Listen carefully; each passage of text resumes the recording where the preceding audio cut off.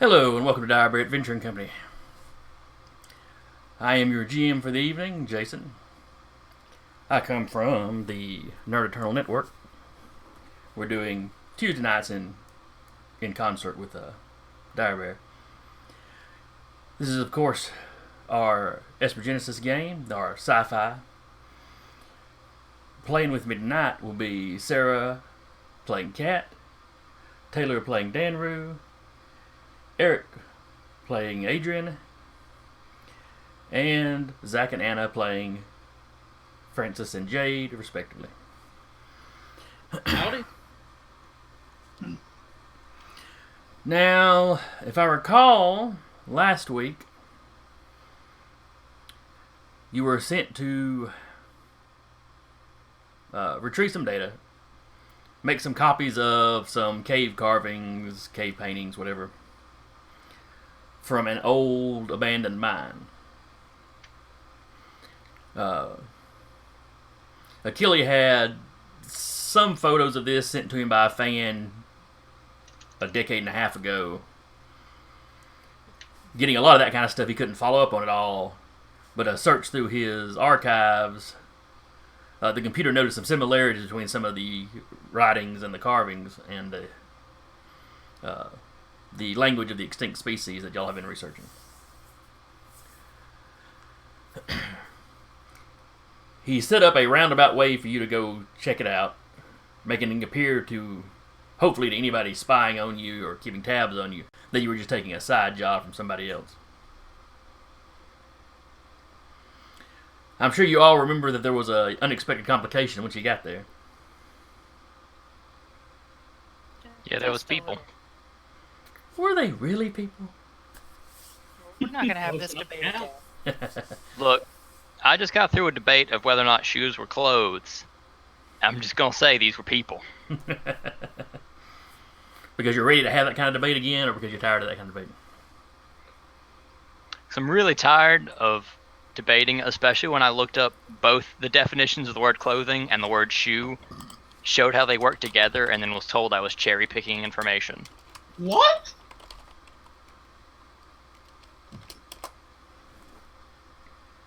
Was this better or worse than the argument you had about the sun versus infinite lions? The sun versus infinite lions was a debate that was obvious and should have been done, and I don't want to talk about it.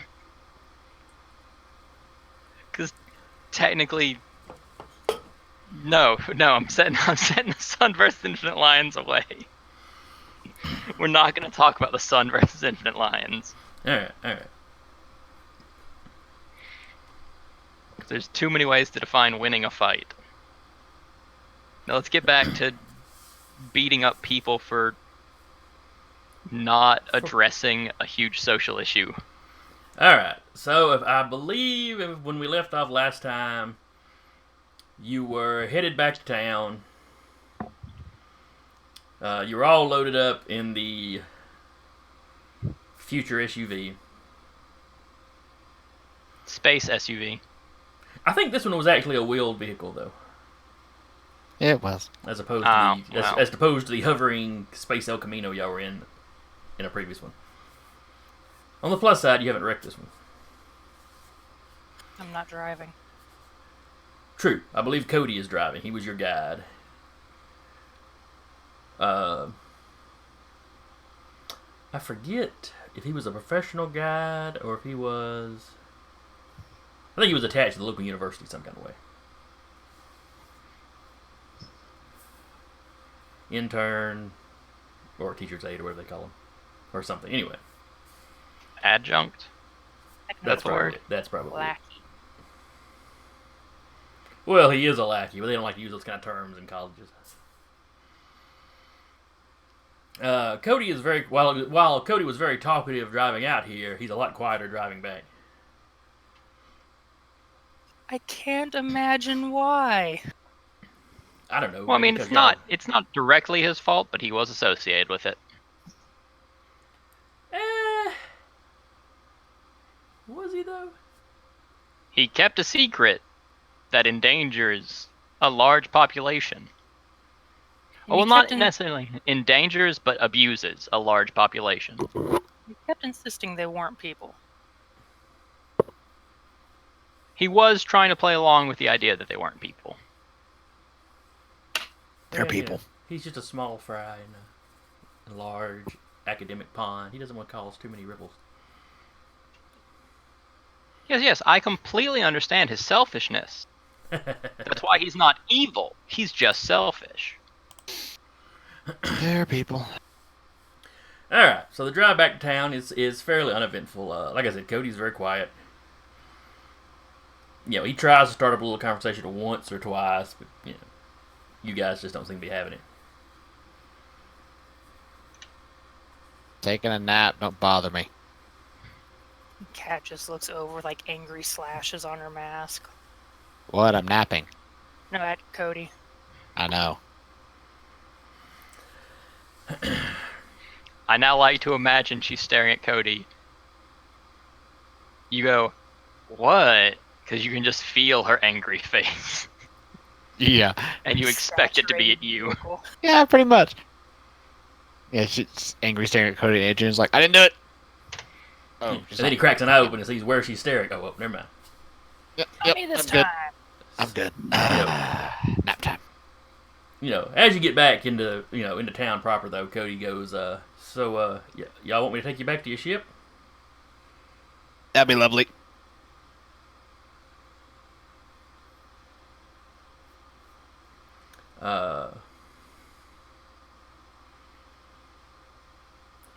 You arrive back at the spaceport, such as it is.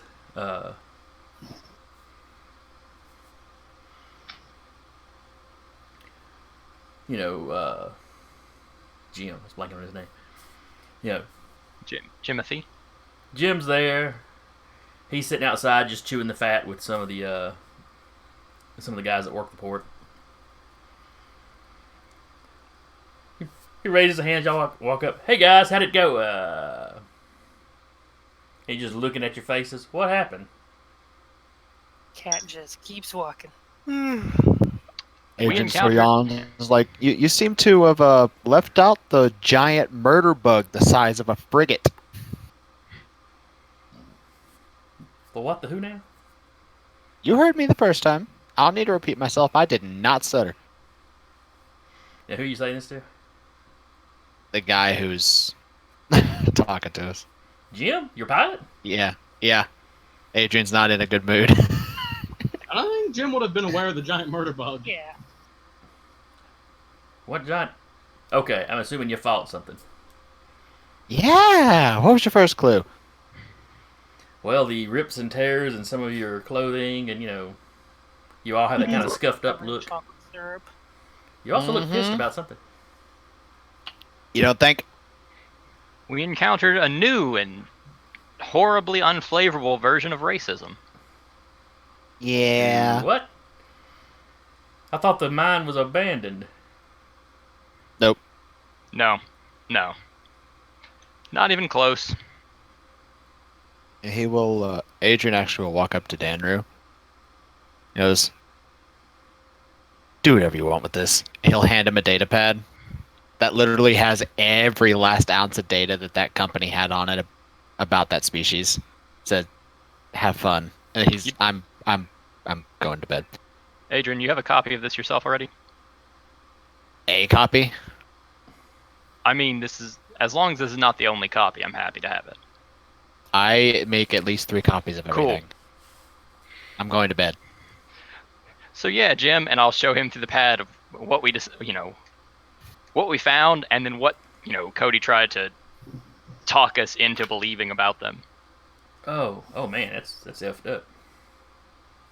Yeah, Yeah, those are definitely some primitive people. This planet was in I guess this planet was in the early stages of developing intelligent life. That is a big horned frog thing too. Ever tell you how happy I am to stay with the ship? hey, I mean, we're happy to have you on the ship because we have to have a pilot to leave in case things go bad. So are we leaving now, or have y'all got something else to do with this? I think we've done all of our information. Double and triple check the scanners in case we get ambushed again.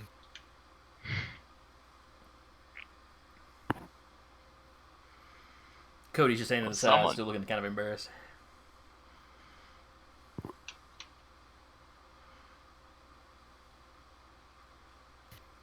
I don't think we have anything left to do in this place, do we? No. Pretty We sure got we're what we needed. clear. Yeah.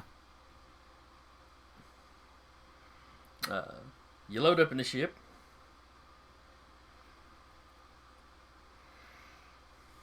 Adrian comes back out after his nap, but he immediately goes to the sensors, and he is like triple checking the system of any wait. ships. There's a little hiccup when y'all try to take off. Jim goes up to the cockpit, and a couple minutes later he comes back. Well, guys, they're not giving us clearance to take off. Why? Man, It's if a mystery only there is was a why ton of not. space we could take off in anyway. The mayor has requested an opportunity to speak with you. Cat pokes her head out enough to go, the mayor can suck my butt. Jade, bring the shotgun. Wait, she has a shotgun? Yes, she does. What? I They thought she have- just they had a have, like, rifle and a every sniper gun. rifle. When did she get a shotgun? It was part of her starting equipment. Oh, okay. I've just never seen her use it, I guess. Its primary use is really, really situational, and we haven't been in that situation. Yeah, We have shotguns a are. vast array of cutie things. It's a fancy dress gun. You only take it out to see important people. Black mayors. Yeah, it's like the little black dress of guns.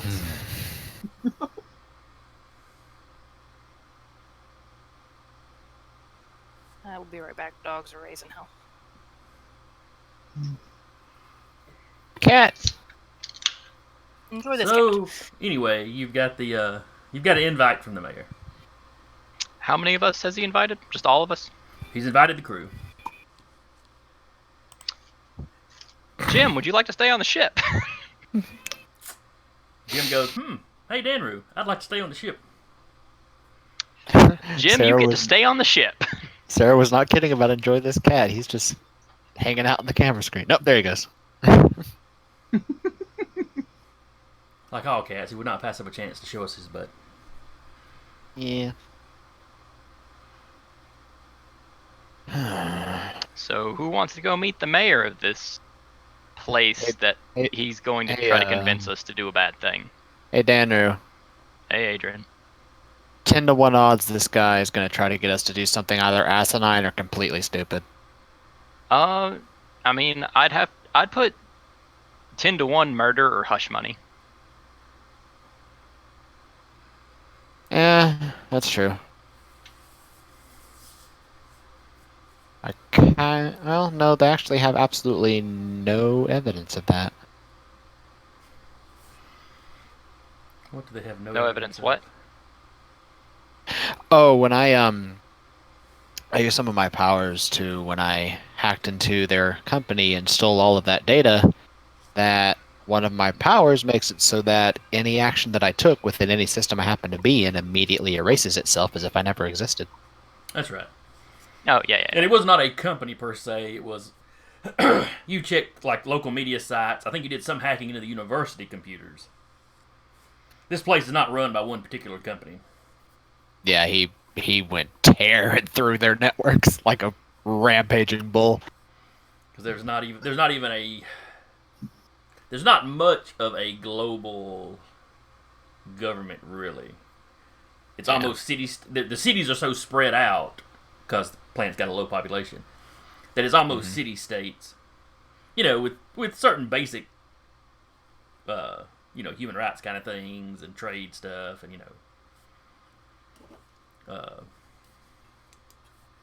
they cooperate in defense, where pirate ships to show up in system or something, that kind of thing.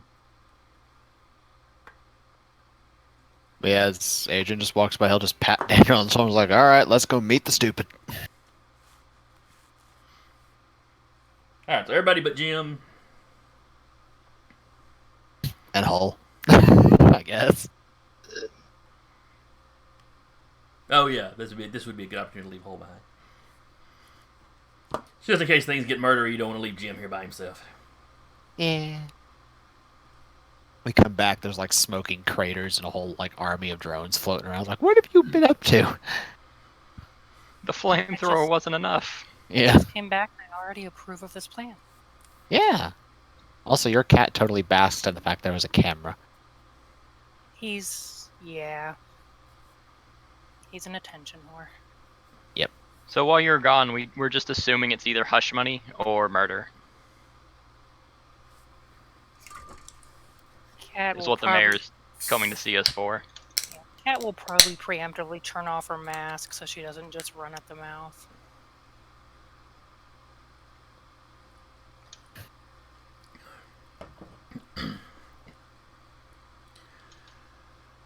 So you exit your ship. Cody is still there with the SUV. Hey guys, I'm supposed to drive you to see the mayor. Yeah, we know. Man, really pulling out the red carpet. Well, I was already kind of here. No, I understand. I'm sending him back this time. Her And Adrian smartassness- just like hops into the bed of the truck. Her smartassness is rubbing off on Danru. I just want to assure you, Sir Cody, I have no intention to harm you as long as you never pull a weapon on me. Thanks. I, on These the other idiots. hand, might just bite you. Like, what you have done He is kinda for flinches away. yourself. Well, with what's happened, I disapprove of what you've done, but I understand you've done it in self-protection and self-interest. That is understandable. I have no... I haven't done anything though. Dude, I didn't know they were on this That's the continent. point. Their location was never the issue, moralistically. Already got him up. Alright, so y'all load up and y'all drive on.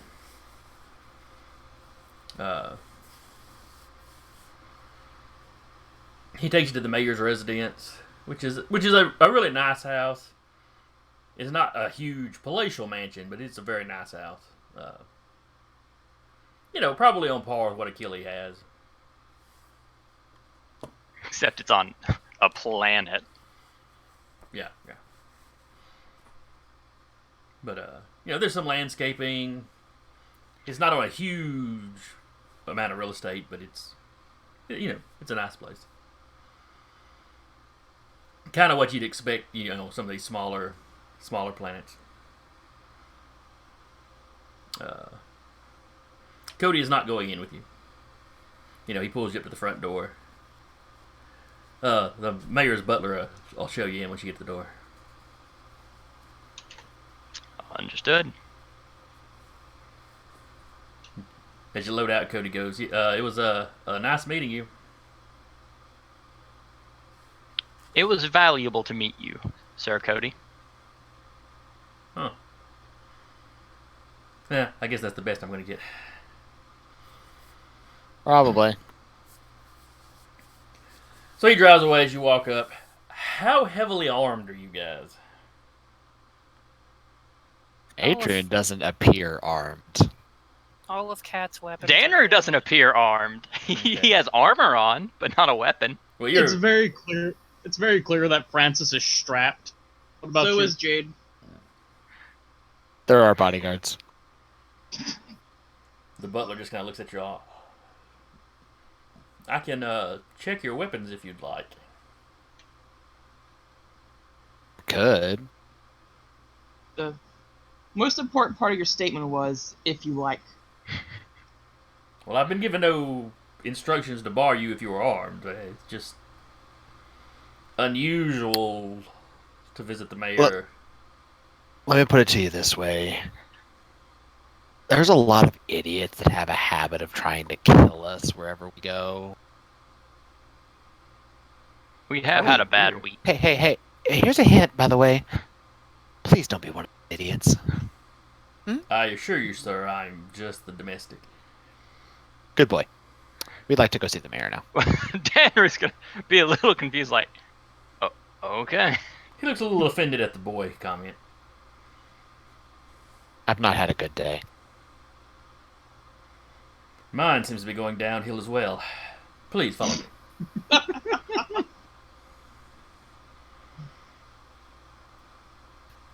He leads you into a room. Well, down a hallway, you see you see a couple of sitting rooms. He takes you to the dining room. Sitting at one end of the table, you see an older human, very receded hairline, little on the tall side, very lanky. To the point you would almost wonder if he was perhaps raised on a lower gravity world. Sometimes if you get a world that's half a G or so, the people tend to grow up taller, and he's got that look to him. Sitting at the head of the table is a give me perception checks. Always my favorite check.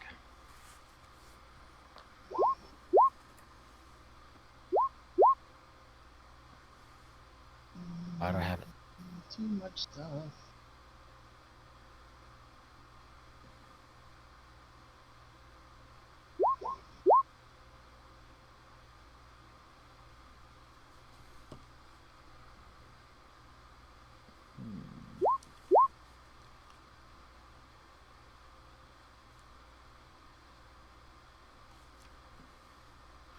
Alright, so that is Taylor. Oddly, Danru does not notice, even though he's the one that should probably be most likely to notice this.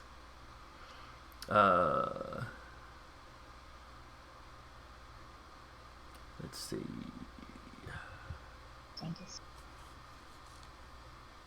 Adrian does not notice this at first. The other three of you pick it up immediately. The man at the head of the table looks human. He's got white hair. Well, silver. It's kind of silver. Slightly older gentleman. Still a thick head of hair. He's still in good shape. You three notice immediately the jet black eyes.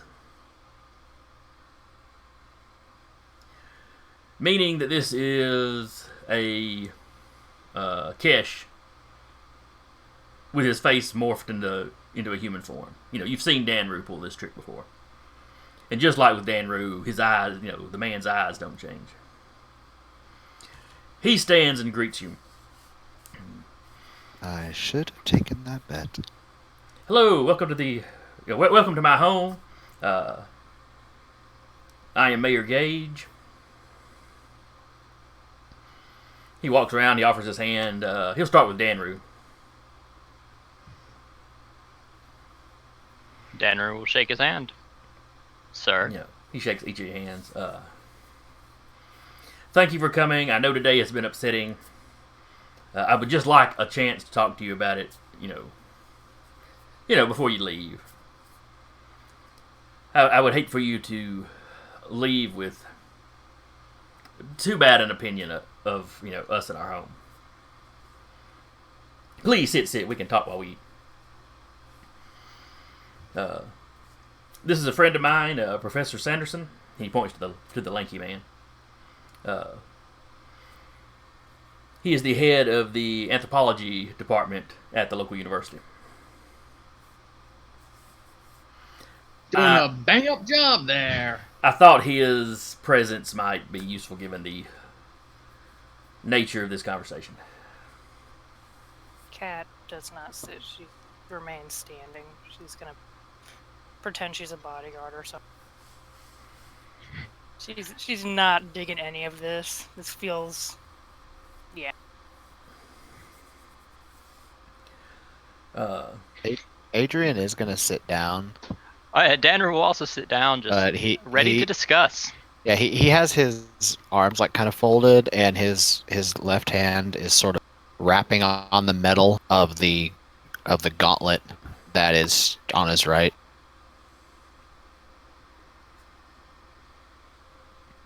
Francis is just gonna stay standing. So is Jade. Loom.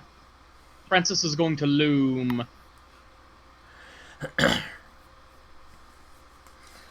When he shakes Francis's hand, assuming Francis is willing to shake his hand. Yeah.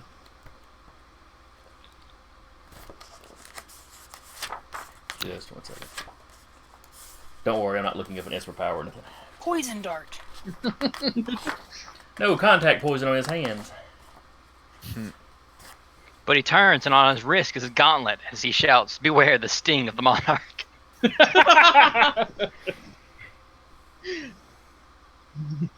Oh lord. Matoke? I missed that show. But butterflies don't sting. But when he shakes your hand, Francis, he looks at you. We don't get very many Matoke, is that how you say it? Matokkai?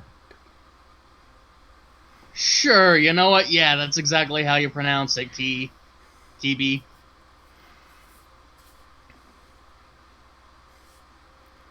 That's how know, you pronounce it. our planet is mostly human, Kesh, and what are the tentacle-headed guys? I got to remember these names eventually. I just like to imagine the guy saying that in character. You know, the humans, Kesh, those tentacly head guys. Well, you know, it's kind of a backwoods planet. They're not real politically correct. They're not real people. They've got tentacles coming out of their heads. Dindus? Dindus, thank you. You know. Ah, because they have the dendrils. Got it. You know. Your people, the Valna, the Prometheans. We don't get a lot of Prometheans through here. But of course, you would not draw attention like, you know. You know what? I'm just going to stop now. Food is served. The butler is like he sets the plates down the table without any trouble, and all of you that are still standing, he's just like, do you wish to be served standing? Yes. It's a tradition among my people. Oh, very well. And he hands you a plate. Cat's just like, I ate back on the ship. I'm gonna pass. Do you want to hold your plate, or should I get you a stool or something to set it on? I'll hold. Hold it with your tail. Hold it with your tail. Be a badass.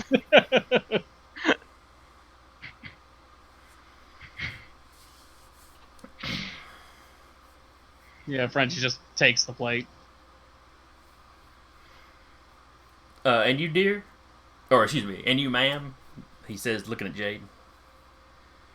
I don't eat while I work, thanks though. I understand. Good work ethic.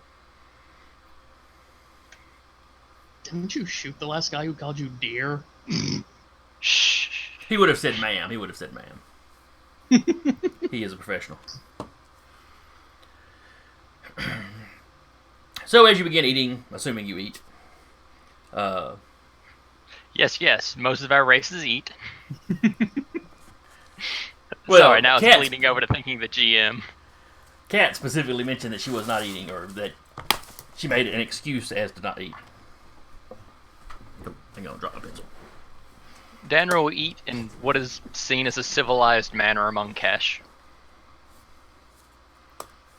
Squeezing tubes of paste. You know, because they're like space fairs. Why you gotta keep up all this racist stuff? I'm trying to specify the difference in your species. Spacism. And it's species, not races, so there's that. There are races of Kesh. And you're exclaiming that the star Kesh go and eat space food because they're from the star? Yeah, get out of here. One thing you will have noticed, Taylor, Yes. Is it poison? when he introduced himself as Gage, I'm immune. you're pretty sure he was introducing himself with his family name, and that is unusual. Oh, I didn't hear him say. Oh, did he say fell? No, Fells goes in front of the crew name. He just introduced himself as Mayor Gage.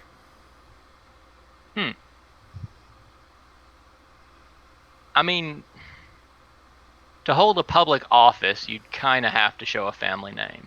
So I understand that to a degree, but yeah, it is kind of a faux pas. But, as you begin eating, he's like, I hope you acquired the information that you came here for.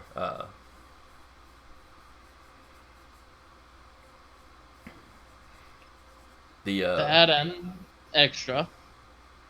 I assure you, we thought the old mine was abandoned.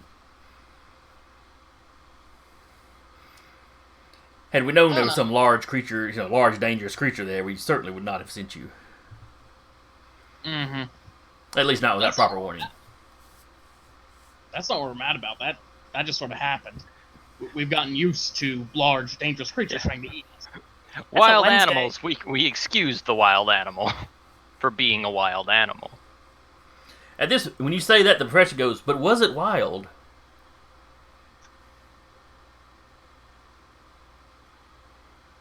Go on. No, I'm asking you. Are you certain it was wild, or was it being used as some sort of guard animal? Upon being wounded, it did not retreat to a trainer, but retreated to the woods. We could assume it was being directed in some form, but we could not directly assume a trainer-pet relationship based on its reactions.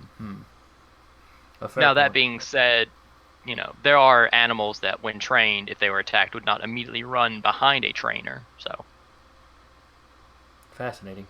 There's nothing we could say that debating would pouncing. directly prove/disprove that. What was your impression? Do you think it just happened to be in the entrance of a cave that the natives live in, or...? By itself, and without, seeing dead natives around it, we'd have to assume no. Because if it was there, and since we are now speaking about the natives, the fact we only traveled a little ways into the cave before seeing them in a defensive formation, but we saw none dead from combat with said animal, you would have to assume there was some... You say a formation, like they were using tactics? Of a very basic, shoulder-to-shoulder line. I see. Cat is just honestly surprised how little they know about, a race on their own planet. Well, Can you speak about that? She's pretty much turned her mask off and jammed it for 2 hours. After this point, she's gonna say something stupid. Cause yeah, I'm kind of going into this talk with the assumption they saw them, went, they're somewhere else, and then just went, we cannot study them too heavily, or we might, trip over something that forces us to leave this planet. We're making a profit here, we don't want to leave. We're just going to pretend they don't exist because they're somewhere else. Well, the people on this planet have been here for at least a few generations now. So some of it may have been profit driven to begin with, but the perpetuation of it was probably, this is our home, we don't get run off from it. But just because these guys live on another continent. Yeah, it has gotten to the point there are native-born other races on this planet now. Which is the continuation of them silently ignoring because they don't want to get the Popo involved. The Space Popo. You never want to get the Space Popo involved. I don't know, I'm all about getting the Space Popo involved. I'm not a criminal. While the rest of your crew's kind of hold up a sec. The rest of us nervous sweating. What? What? No, I'm kidding. I already know. enough to know. Danry wouldn't be nervous around him. Jim wouldn't be nervous around him. Hull probably wouldn't. He's got some Hull stuff in could his probably back. get the whatever he did was under duress of trying to escape. Yeah, what he would be basically he doesn't slavery. really have any dirt in his background. It's just who he may have unwittingly been associated with.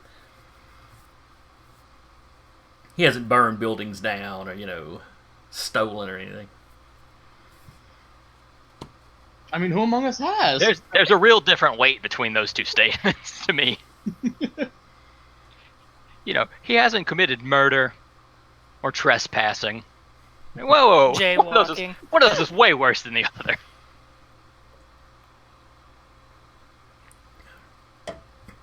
Well, it was more just neglect than arson. They didn't mean to burn anything down. Anyway. So the professor seems to be very interested in what you saw. He asked about what kind of clothing. He asked about, the spears. Were they just sharpened sticks? Did they have flint heads?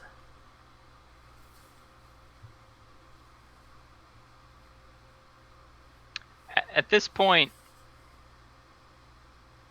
Danner will look to Adrian. Can I, and I pulls out the PDA. Just like he's just whatever. Do what you want. He'll start, showing the pictures and information they have on the PDA just about the pictures of them, showing the tools, the clothing. This is fascinating. Could I get a copy of this? Maybe. Please, we're not allowed to. The continent they're native to, we're not allowed to go there. Every now and then we can get permission to send in a drone, basically, to capture a little bit, but I'm stuck, studying the remains of extinct species from this continent. How lucky for you, they're not on that continent, huh?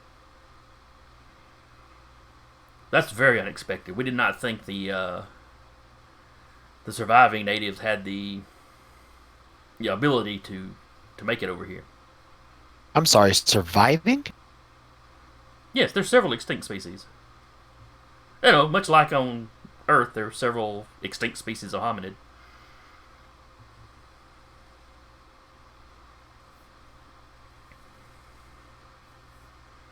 Danner will take a moment and go, I believe due to events, certain members of our group are going to maintain a hostile ear to many things that are said in a scientific way due to the emotional nature of what has happened. Of course. So, the native, when you said surviving, there became an immediate assumption that you had done something. Oh, no. These species went extinct at least 10,000 years ago.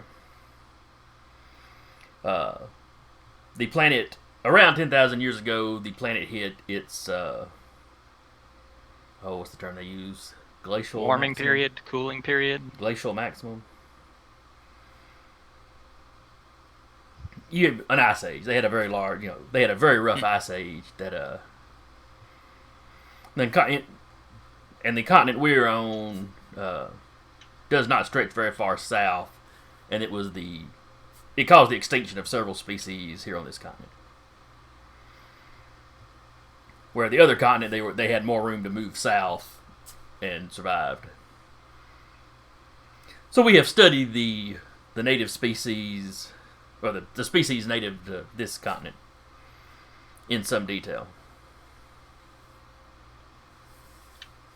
In truth, one of them seemed to be more advanced than the survivors. Just based on, it's still Stone Age, but just based off the tools used and such things that we found.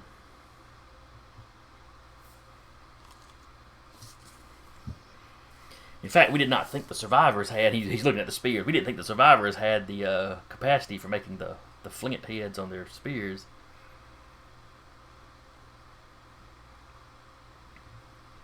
Yeah, the extinct variant could do so, though.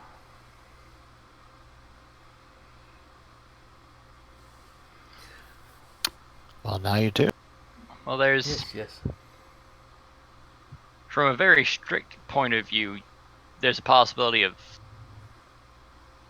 this group having been a hidden surviving group that scavenged or learned from the previous. That's always possible. It would really probably only take a few individuals. If these could make it over here, then perhaps there were a few survivors from here that made it over there. Not enough to... Propagate, but enough to teach. Right, or not enough that, that them breeding in would have left any lasting or noticeable changes to the more numerous species. But yes, that they might have learned. Much like the Neanderthals learned to make, never invented bows, but learned to make them from early Homo sapiens. I'm going to assume the professor is human at this point. Oh, yes. I believe I mentioned Sanderson was Okay. human. We said he was slim and spaceborn, so I was like, it's probably means spaceborn human. But and the mayor has been letting him talk. You almost get the impression that the mayor has been just sort of watching y'all while y'all interact with the professor, just kind of getting a read of the room. Congratulations, he knows the farm boy Kesh really likes science, which is weird. I don't know if you were wanting to farm on a bunch of different alien worlds, you'd need some science. Yeah, fair enough.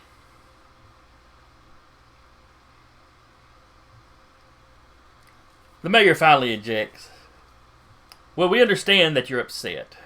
Though I want to assure you, we've done nothing to hinder the development of this species. As the professor mentioned, we have banned travel to the other continent. Trying to allow them to develop, as they naturally would. Their population is not that large. That basically that continent's got plenty of room for them to continue to grow and expand.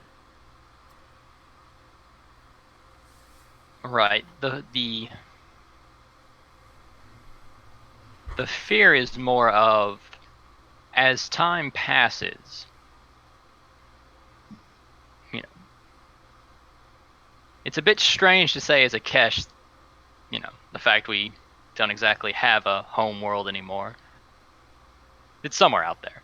I'm sure we'll find it. No, the mayor's like, oh yes, of course it is. Some of us simply decided to make our own. And that's where the problem lies. Eventually, you'll outnumber the species whom this is the home planet of. The professor kind of goes, not necessarily. Until they hit an industrial revolution, large families would be beneficial. Where in an advanced society like our own, smaller families are the norm.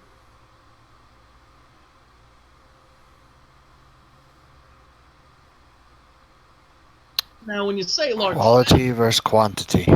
Now, I would traditionally agree with you if there was absolutely no transport to and from this planet whatsoever. If this was a standalone situation, yes, the population sizes would most likely equate. But any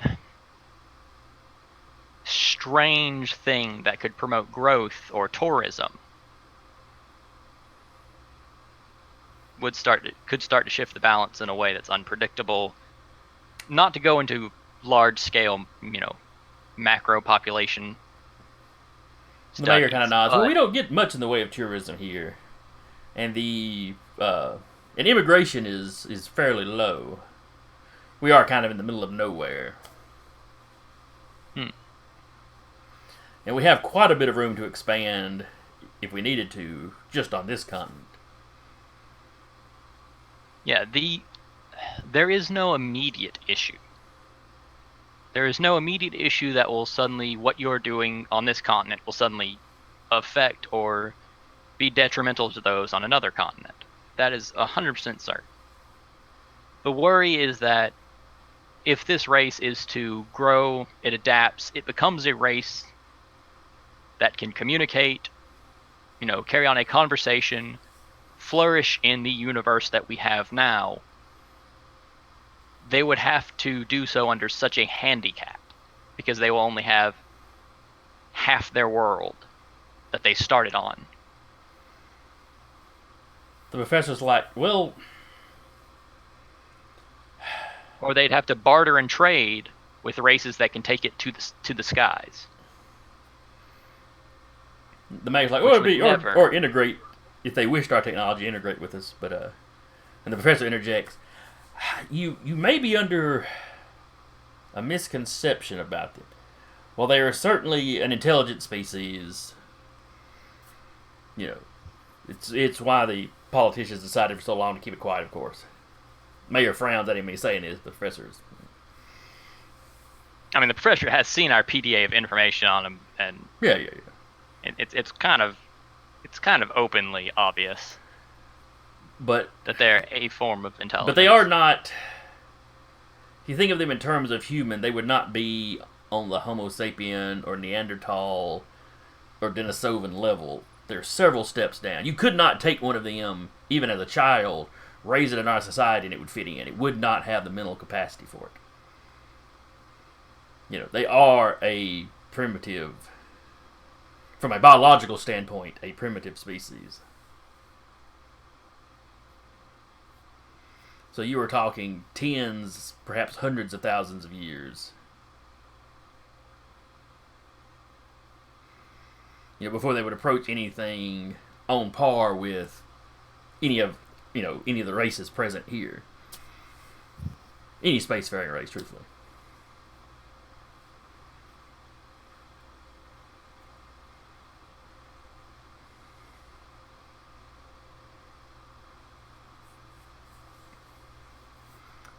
The mayor kind of leans forward.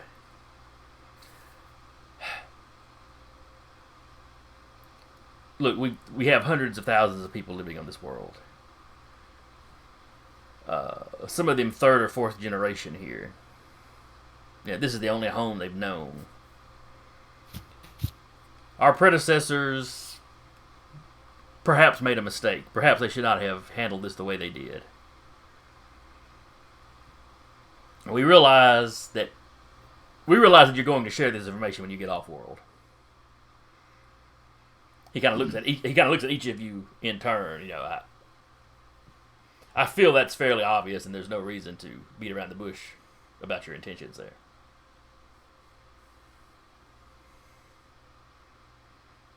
And he kind of waits for confirmation. Richard doesn't say anything. He's just raising a brow, letting the guy talk.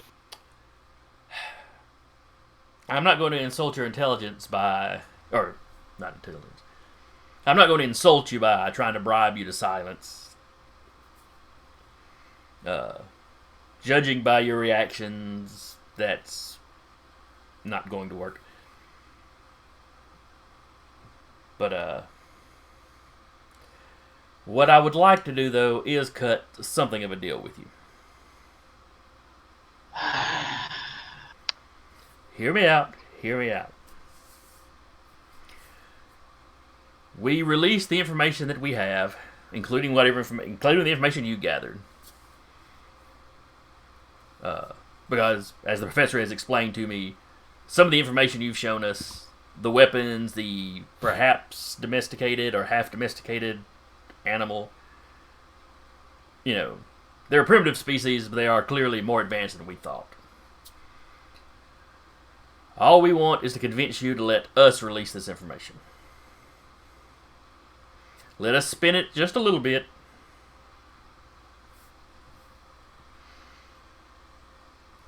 To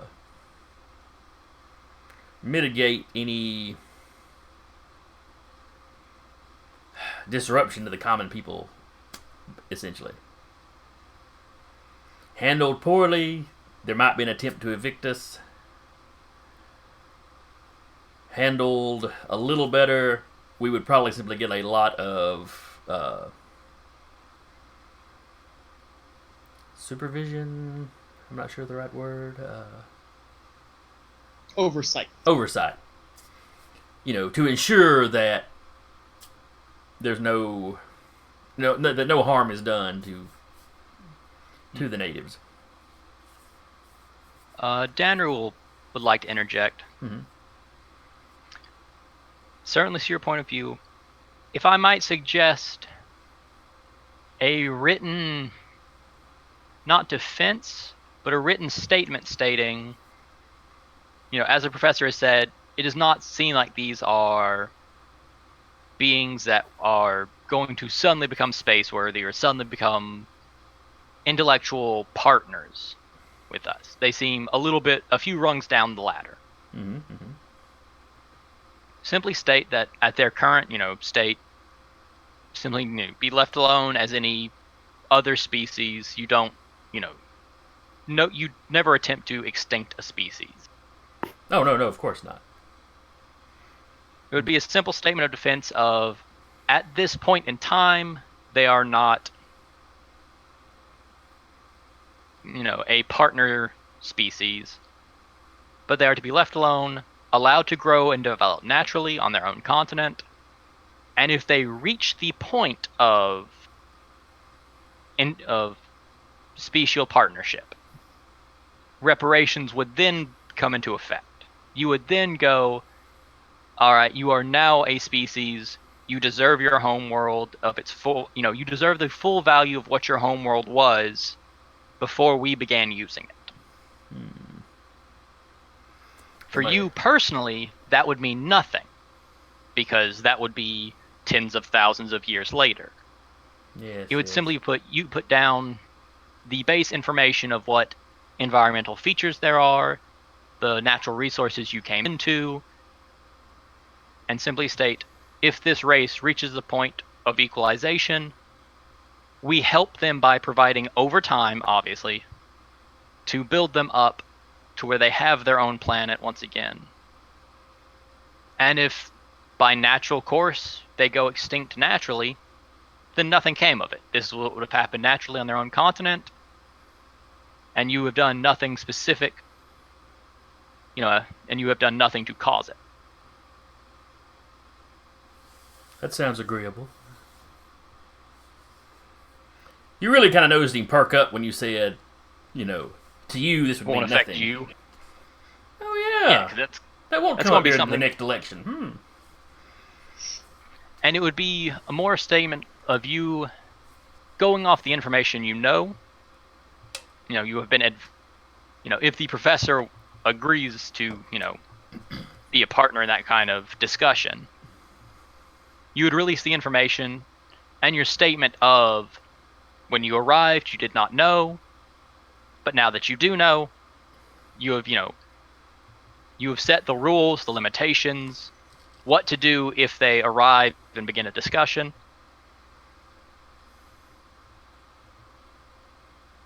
And an open statement of defending them if you come across them on your own continent.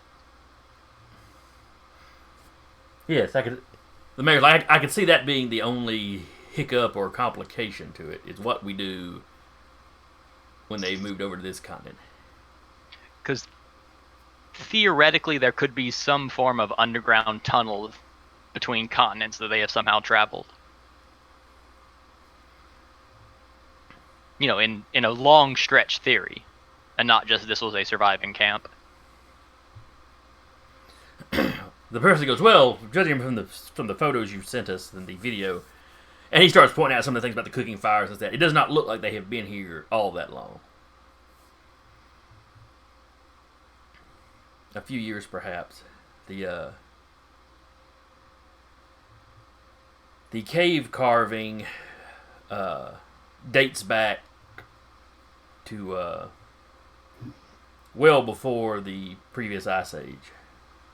The extinct variant or subspecies that I had mentioned was likely responsible for it. We know they did some light carving.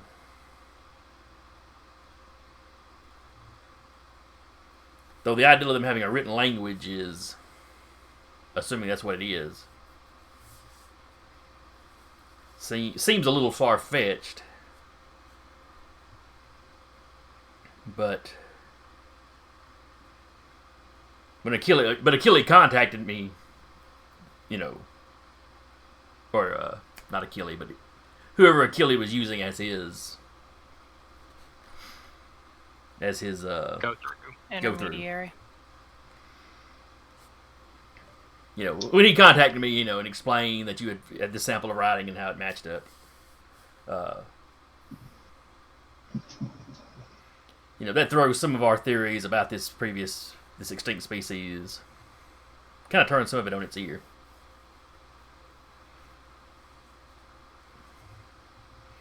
You know, if they had that kind of writing, well, at least this way, perhaps we can do a little more research. Perhaps we won't have to hide as much. And he kind of looks at the mayor.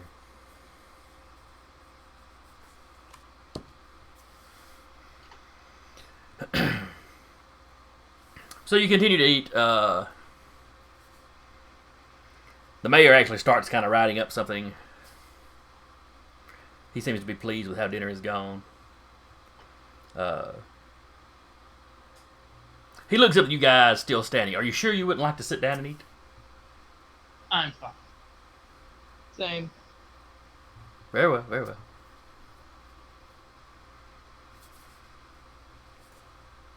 So basically, he writes up a statement about, you know, our forefathers landed and they did this. The second generation discovered,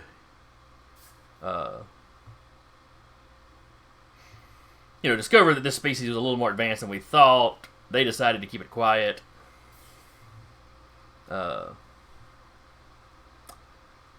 Danru, as he's writing that, you realize, given the difference in how Kesh age compared to humans, He's probably here for the originals. maybe not the original. He could easily be part of that. You know, when he's talking about second generation, if he's basing that off generations of, humans and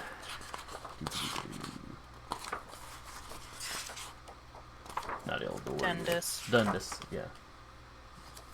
Because I think the Dindus have similar lifespans. Live between an average of 350 to 450 years. Never mind, they're more like the Kish. Okay.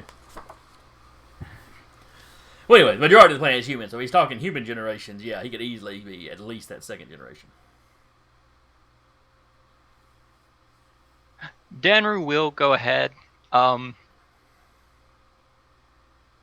Adrian, can you look up some information real quick for me? I guess. Can you see how long this mayor has been here? What form? Because he's Kesh and writing about generations, but this is a mostly human colony. How long's he been here?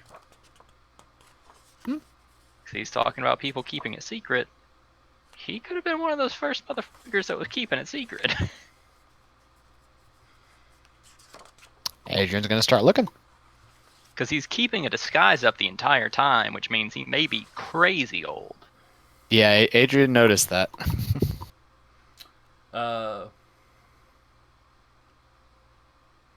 You start looking into it. He is not first generation. He immigrated here as a child. Would have been late in kind of the second generation of humans. You know, the colony had been around 100 years or so when his parents moved here with him, in tow as a little fella. So he's been here quite a while. He would not have been in a position to have been part of the original cover-up.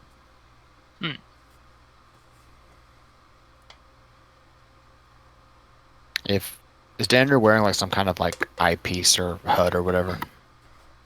He would have a comm probably built into his armor somewhere or something. Or one he can pull Okay. out. That information will just like flash up on his screen as Adrian's just like quietly like munching on some bread. Mm-hmm. It's very good bread. He's taking his time with it. General will ask, Sir, is the professor and the butler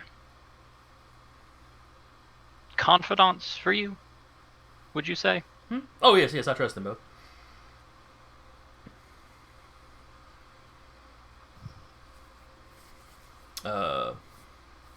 Is there a Aaron, particular he gestures to reason? the butler. Aaron's family has worked for me. His father worked for me before him, so yeah, he's like family. I was curious about your continuation to use the look you currently have. Mostly human world. It's just It eases conversation. a little bit. Being a politician, I make no secrets of what I am. But if they're used to this face, it makes the majority of folk around here a little more comfortable. Understood.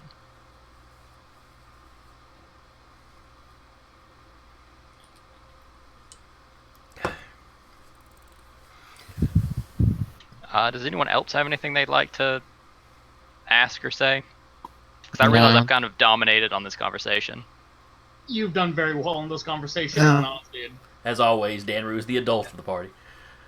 Mm-hmm. I mean, it's true. Adrian probably would have been like DDoSing the entire colony's networks by now, so. You had been talking last time about possibly crashing their economy, so yeah. Mm-hmm. That's it. I'm starving them all. He has the power.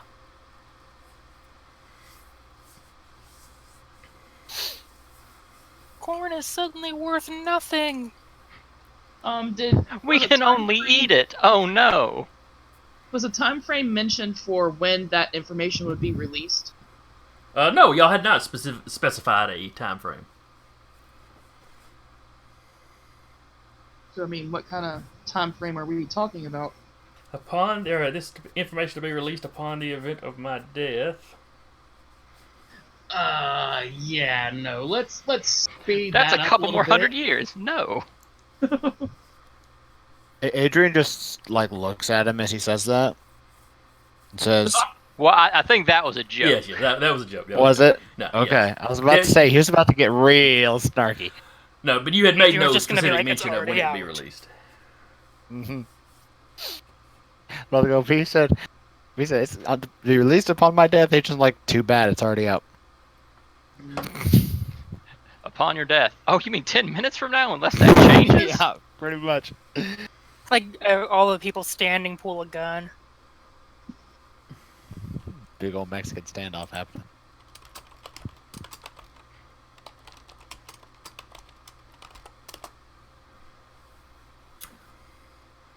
Do you want to bring up the time frame? Yeah.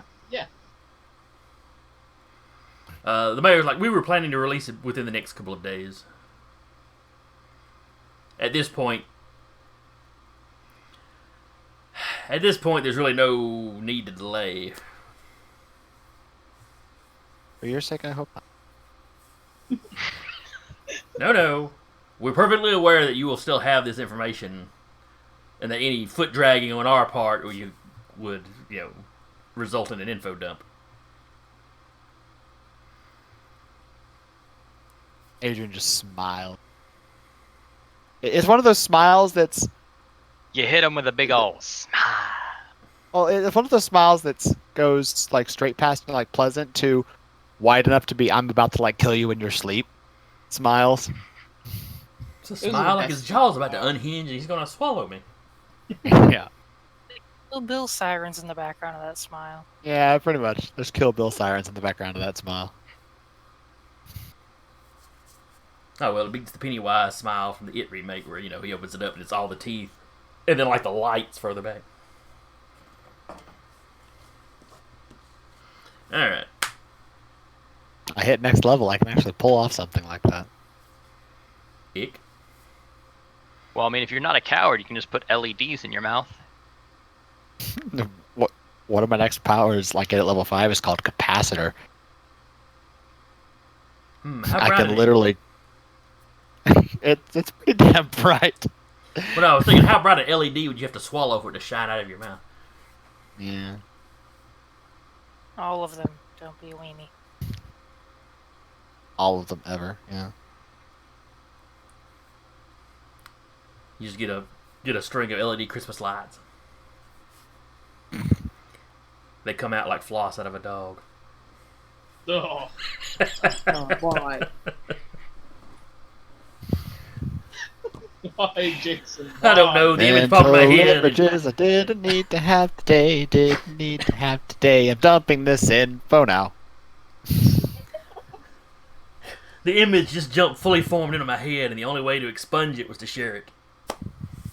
I have many questions and none of them are appropriate. Well, see, when dogs eat floss. Oh no, I know that because I've had dogs, and I've had to. They've also gone and done the needles too with the floss. So I only know it from a Family Guy joke. So. Well, aren't you lucky? Yeah. See, we kept outside dogs, but we didn't also keep floss.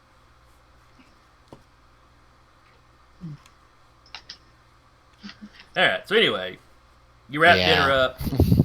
The mayor, by the end of dinner, the mayor has come up with a rough draft of the declaration, I guess we'll call it. Declaration of future protection of a species. You know, he's like, yeah, his legal team will want to read it, want to go over it quickly, but sometime in the next couple of days they'll release it. And then, then the, space feds, whatever you want to call them, we'll get involved, and he doesn't seem to be looking forward to that, but he's not dreading it like somebody that was really up to something would be dreading it. Because they have, in all this time, really just ignored the other continent, so.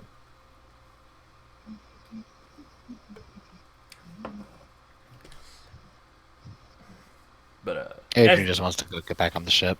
as the evening wraps up, Literally. the mayor thanks you for coming. He assures you'll be given clearance to take off. Not that they really had a way to prevent you. I mean, they don't have a massive navy or orbital Or an Weapon international satellites. space gun.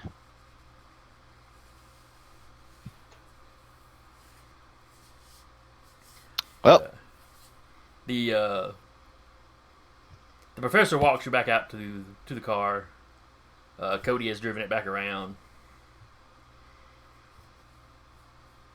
Cody, do you just work with these guys? I work for the professor. I work in his department. Okay. That's really the only reason I knew as much about him as I did when you started talking about him.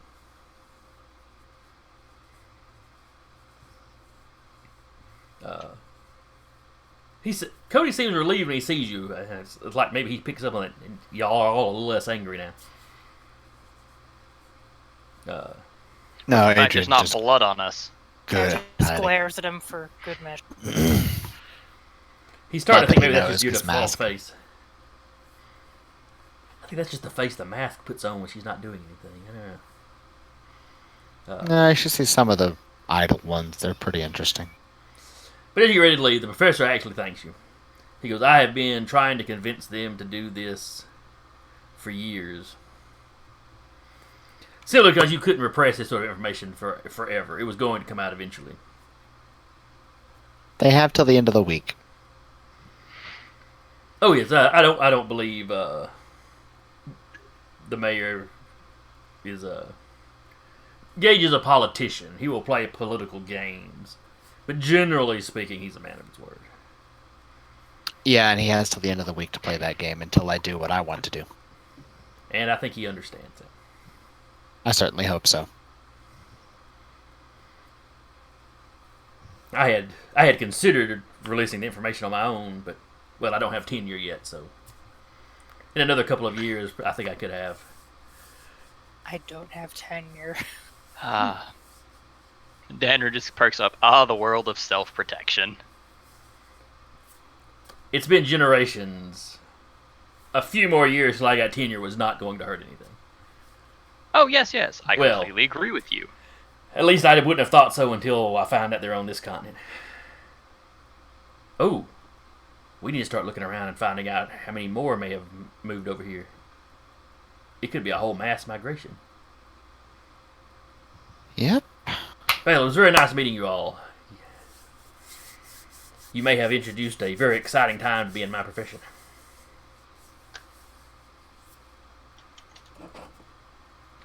And you load up in the future SUV, and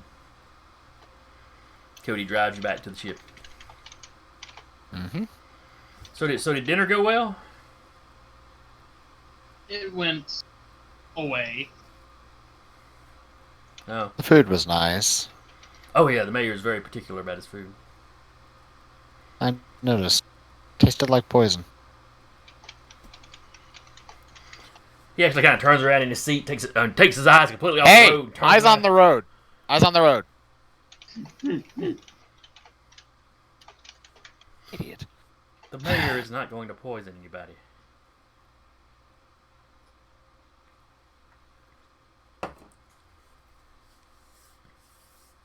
He goes, yeah. Cat's I don't know, we've give him a either few done a 100 more years of... Nah, I'm kidding. slow acting I'm not going to poison. claim a Kesh would commit poisoning. That's cowardly. Anyone will do anything. Motive right enough. Cat's like, we've either done a good thing for this species or we've completely doomed them. Oh, this species will be fine. We've just ensured that this species will be fine. It's all the ones in between. But we couldn't live long enough to attempt to protect those.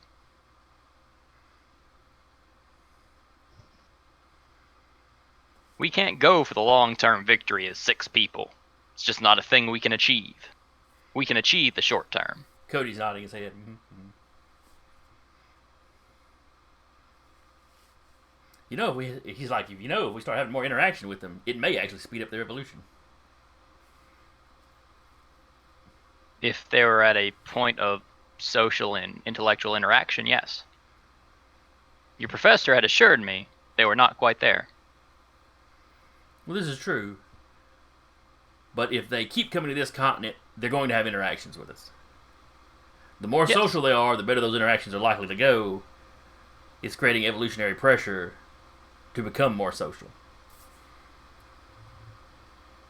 Or more evolutionary pressure the way humans put evolutionary pressure on dogs. Where they became more and more submissive because they got treats. Dogs also became somewhat smarter. And they can read human emotional cues. Much like humans Okay. do. You need to stop talking about a sentient species the same way my good friend here talks about a cute little puppy. They're already way more advanced than that. I'm just saying, being more social, being more intelligent, it's going to be useful in interacting with us. So it will encourage those traits. So over the long period, they may become more intelligent quicker than they would otherwise. That's all I'm saying. At the cost of their own culture. I can actually write this about. I can actually use this to write. I can actually use this in my thesis now, since it's not going to be a secret anymore. You could, but that's also the borderline of Stockholm syndrome. I believe is the human word for it. Not quite. Not human. You're close, though. But it's where you've put them in a situation where they have to become your friends to get anything. Well, they go and do for themselves. I mean, that's always an option. if the population over here ends up isolated, it'll be interesting to see how they develop compared to the others. I mean, I won't be alive long enough to see how it works out. Cody, it'd be interesting. A nice quiet drive. Yeah, I'm thinking that might be healthy for everybody involved. Cody, I believe emotions are still running high. Let's just focus on the drive. At least with the ladies. I just imagine you about to say- Jade, like cocking a gun in the background. Cody, Cody, how about you don't gender this conversation? How about we just have a Making it nice worse, quiet bro. drive? Yes, sir. Quiet drive. Hey, Jay, do you mind if I borrow your shotgun for a second? Sure. All right, thank you. He's openly inspecting it and looking at the very, very big slugs that are in there. And But Cody, get you back to your ship. he may accidentally point it at the back of Cody's head once. Just sharpening a knife in the back seat. Danner is confused by all of you. He's like a 20-year-old dumbass, and you're like, we're gonna blame you for everything. He's a 20-year-old dumbass. Calm down. Is he really We're that also dumb, 20-year-old dumbasses. What? Some of What? Danner barks up. Wait a minute. How old is everyone in this vehicle? She didn't say that out loud. Anyway, Cody drops you back off the ship. Seems to be glad to get rid of you. Bye, guys. Have a nice flight. Have Here's a your safe shotgun drive back, home, Jade. Cody. Have a safe drive home. Thank you, sir. It works great. It was Very nice well speaking with you. maintained. I know it does. I'm going back to bed. So I never got my nap. I'm cranky. you get there. The ship's locked up tight. I mean, Of its own decision. Yeah, Jim's got all the doors shut. Where the last time you came up, he had the back hold, door open. Now he's found out, the breeze can wait. Safety first. Basically. But, you walk up, you put in your code or whatever, use your key card, however it is, you access one of the smaller side entrances. Adrian just Jedi mind tricks the door and opens it. As soon as you step in, you hear Jim's voice on the intercom. Hey guys, how'd it go? I ate some poison. It was great. He didn't What? eat poison. The food was fine. Also, the shotgun was fantastic. He did threaten They a usually are. 20-year-old college student with a shotgun. Oh, I didn't. I was checking it. It was very well maintained. The slugs were nice. He very threateningly inspected a shotgun in front of a 20-year-old college student. Well, you gotta maintain those things. So the mayor, has agreed to a article of defense for the natives while explaining their situation to the public and giving out the information to Okay. allow the whatever intergalactic authorities to make decisions. Jim's like, well, that's a good thing, isn't it? For the most part, yes. Yeah, and he has he has a week to get it done. Well, good. He has I a was rough afraid it was draft going to turn into gunfire or something. I was tempted. Jim, I've become more and more concerned about the crew I'm running with as these days pass. I don't know. I just find it all kind of exciting. Oh, it's certainly exciting. These people are more happy to get in fights than when I was a soldier. I don't like getting into fights usually. I like to manipulate data and redirect and, in other words, sabotage. More often than not, there's... You know what? I'm not getting into this. I'm going to bed. Have a good sleep, Adrian. Thank you for your assistance with these peoples. aid. Yeah, there's a few things in this galaxy that will rile me up something fierce. You really don't want to see when that kicks into high gear. I can bring planets down. And he goes to bed. Yeah. Provided they don't As have far as I know, you whispers. can't hack dirt, so I'm good.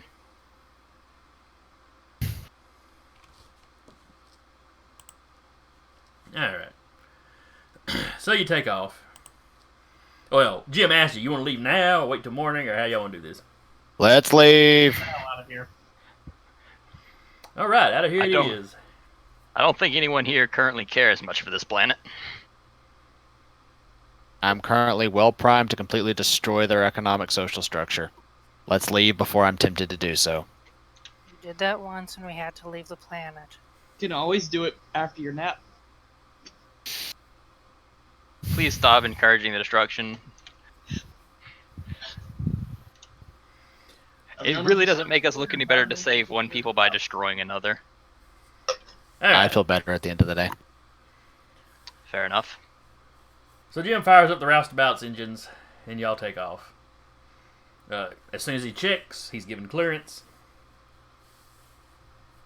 So If he much didn't, clearance. The let's say- most clearance. I'll say if he didn't, Adrian would make some clearance real quick. Well, like the mayor pointed out, there was, the spaceport is a dirt field, essentially, in Yeah. this town. So, it's not like they had a lot of defenses to stop you from leaving. I mean, they could have mailed you a ticket or something, would have been basically it.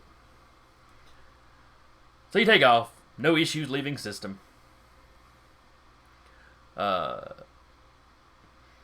you're passing the planet's moon, or the orbit of the planet's moon, Jib's like, are we heading back home now, or have y'all got somewhere else you want to go?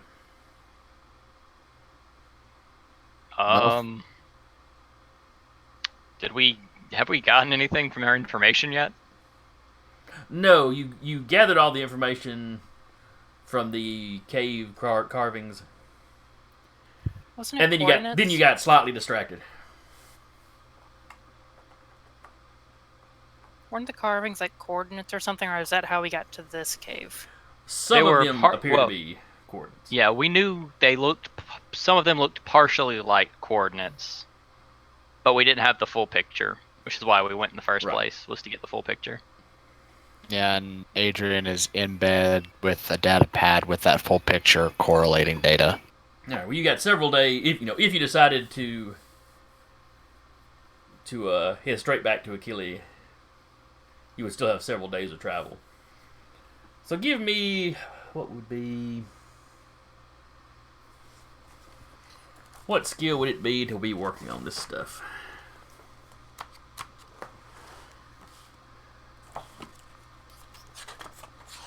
Something sciencey. I have all of them. I'm not even kidding. I'm proficient in science. Basically. Give me.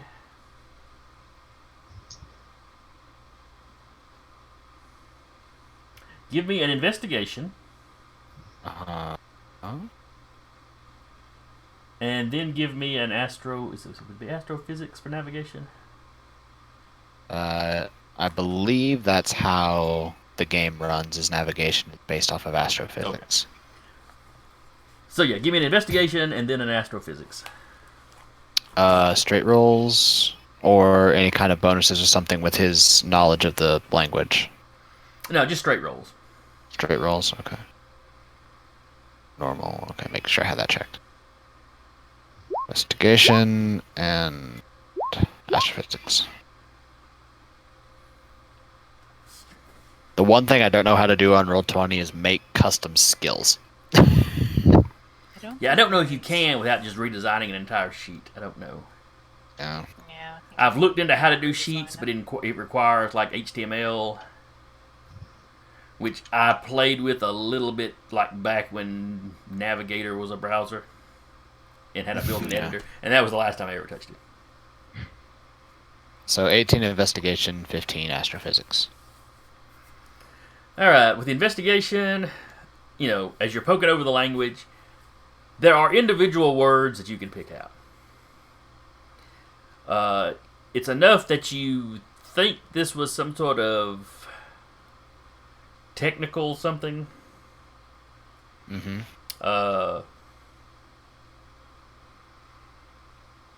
But a lot of the words, a lot of the carvings aren't actually words. There's a few of them you can kind of guess what maybe it was supposed to be. You're left with the impression that whoever carved these was copying something they had seen. And it's a very imprecise, imperfect copy. As far as the actual part that looks like coordinates, that's a little easier. Some of the symbols aren't quite right, but it's pretty easy to guess.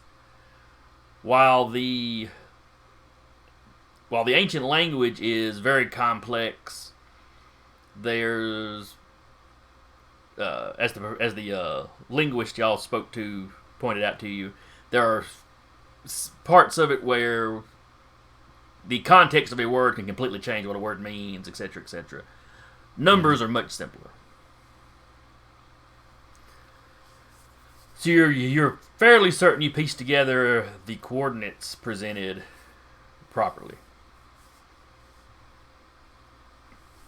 Like a few of the markings are a little off, but you're pretty sure what they were trying to carve. If Daniel's up in the cockpit with Jim, suddenly a computer screen will flash up with a set of coordinates on it.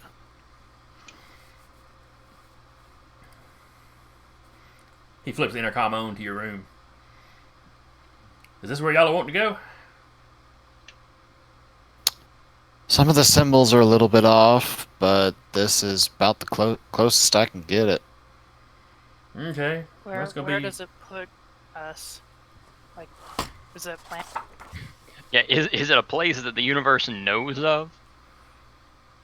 It's a space. Let me run it through the computer and see if it tells me anything.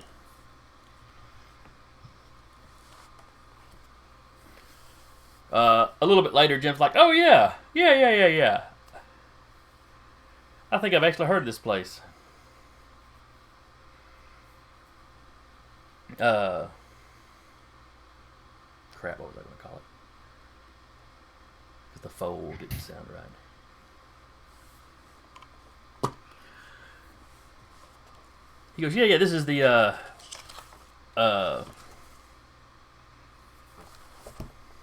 shortcut."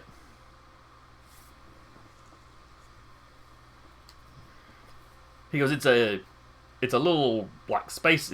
It's the location of this like space anomaly kind of thing. Anomaly? What kind of anomaly? Well, A space kind. It's kind of a shortcut. The best way I've heard it described is basically there's not as much space-time there as other places. How does that work? Can you please say this in stupid? I thought it was. You travel, and the amount of time you travel isn't the same to you as the same as outside. Kind of. Imagine you had 3 ships.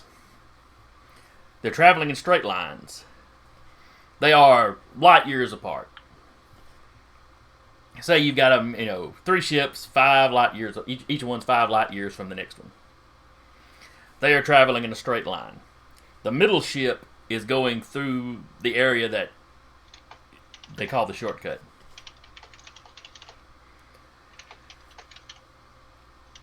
It's going to travel. They travel the same distance. It's going to be quite a bit ahead.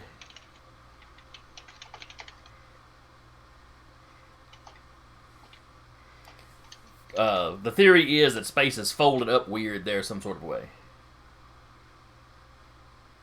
Oh, lovely wormholes. Not exactly. Things just appear to speed up when they hit it. I mean, that's not what is actually happening. There's less distance to travel. Like I said, the prevailing theory is that it's some sort of wrinkle or fold in the local space-time. I mean, it's the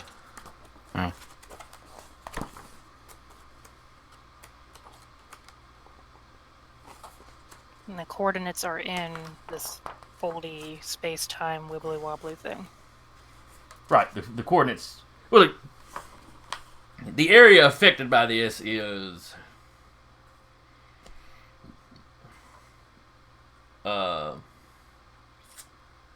Let's see. It's not even a light year across. It's trillions of miles. Is there a planet in this? No, it's all empty space.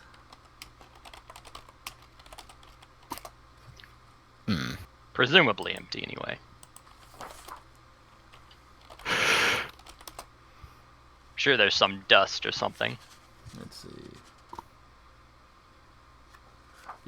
It's around 350 billion kilometer area.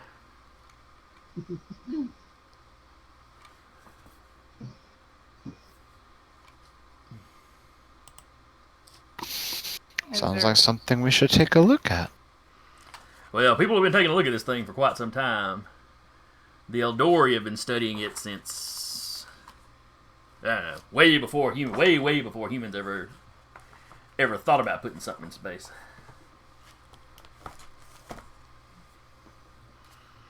You know, the only thing I know of in the area, there's a research station.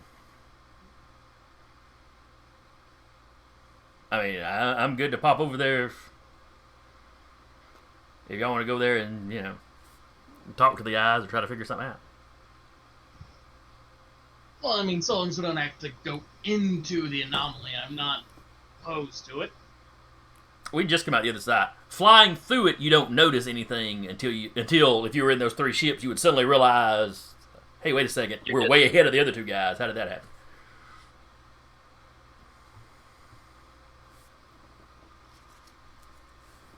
But yeah, I can set these coordinates if you want to.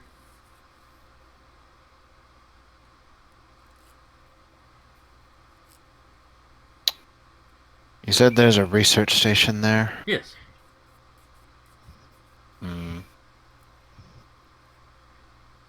What type of research? Just researching the anomaly? Yes. It was an Eldori station originally, I think. And it's a, I forget who owns it now. As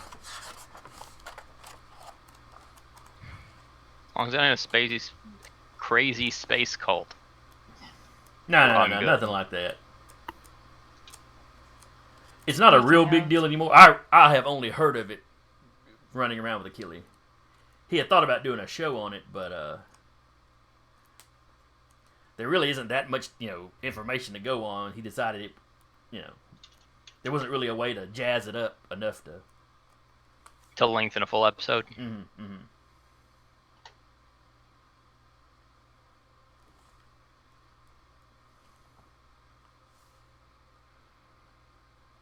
But it's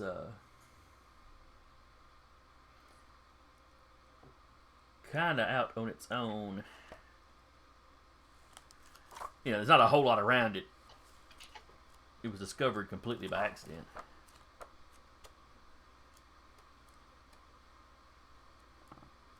If nothing else, maybe we could give him a call. Yeah, now we could do that. There'd be a slight delay. When we get to a crucible, we can communicate instantaneously with any other crucible. And they could relay a message out to them. So it'd be a slight delay. Would we want to just head for the nearest crucible or head for Achille? Would we have to double back to get to this place, or is like Achille halfway between or on the way? No. Jim tells you heading back to Casparella would be out of the way. And, with our cover of doing side jobs, we do a side job, we run back to Achille, then we immediately run back and do something else. I don't know if that'd make the cultists suspicious or I don't know. Jim's like, I'm just a pilot. Y'all tell me where y'all want to go. I say we go to the coordinates.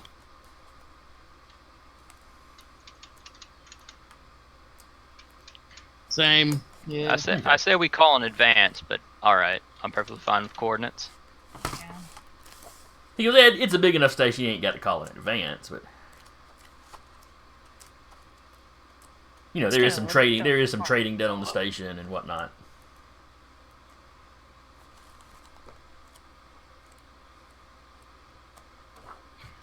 Then we can go get gas, and then we can maybe pass a visit to the research station and see if they know anything about this specific location within it.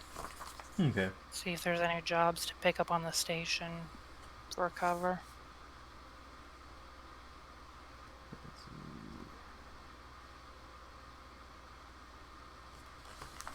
Or like in the I'm general going back to sleep area. now. Danner will once more interject. I don't particularly see the point of our cover, as we're going around with the personal pilot of Achille in a ship owned by Achille. They're gonna kind of know if they have any information source that we're associated with Achille. True. Which is like true, but if they've been keeping up with our communication like we're concerned with, they will likely know what your arrangement with Achille is. That you're basically, his own call mercenaries or what have you. Yeah. Contractors. Contractors of violence. Oh, hey, Bubba's joined us. It's pretty well known that we are personal contractors with Achille. However, it is also known that for the most part we just sort of run around doing our own thing. For the most part, when we're not either finding ancient civilizations or brand new ancient civilizations or just mucking up shit. Or just the general boldly going.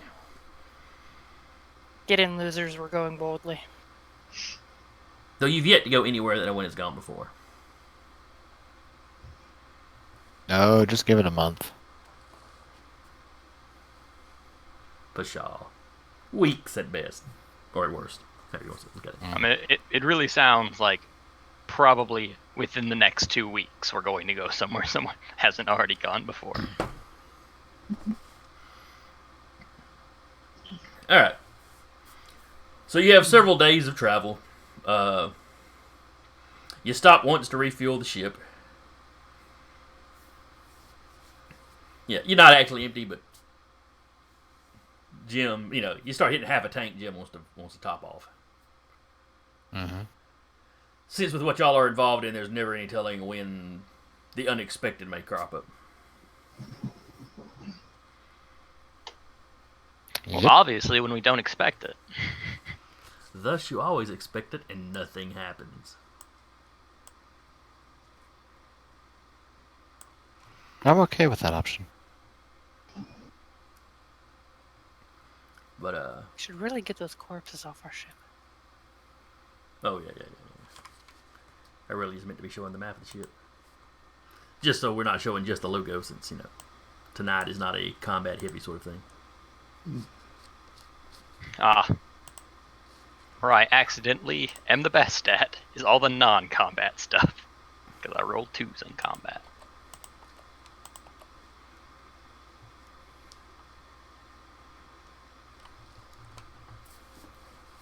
Someone has to be the mature adult. Somebody's got to be the den mother.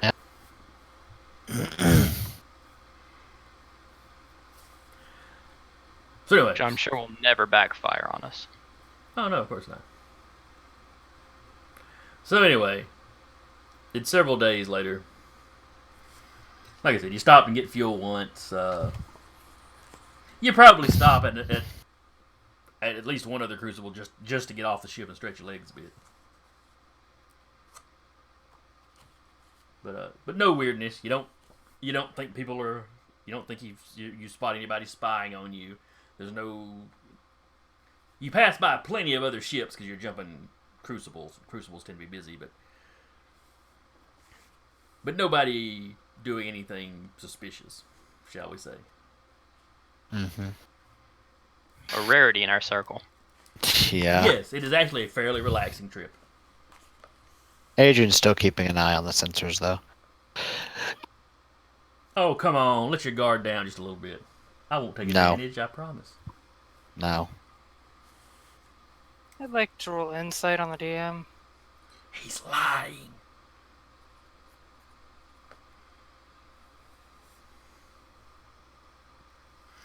Alright.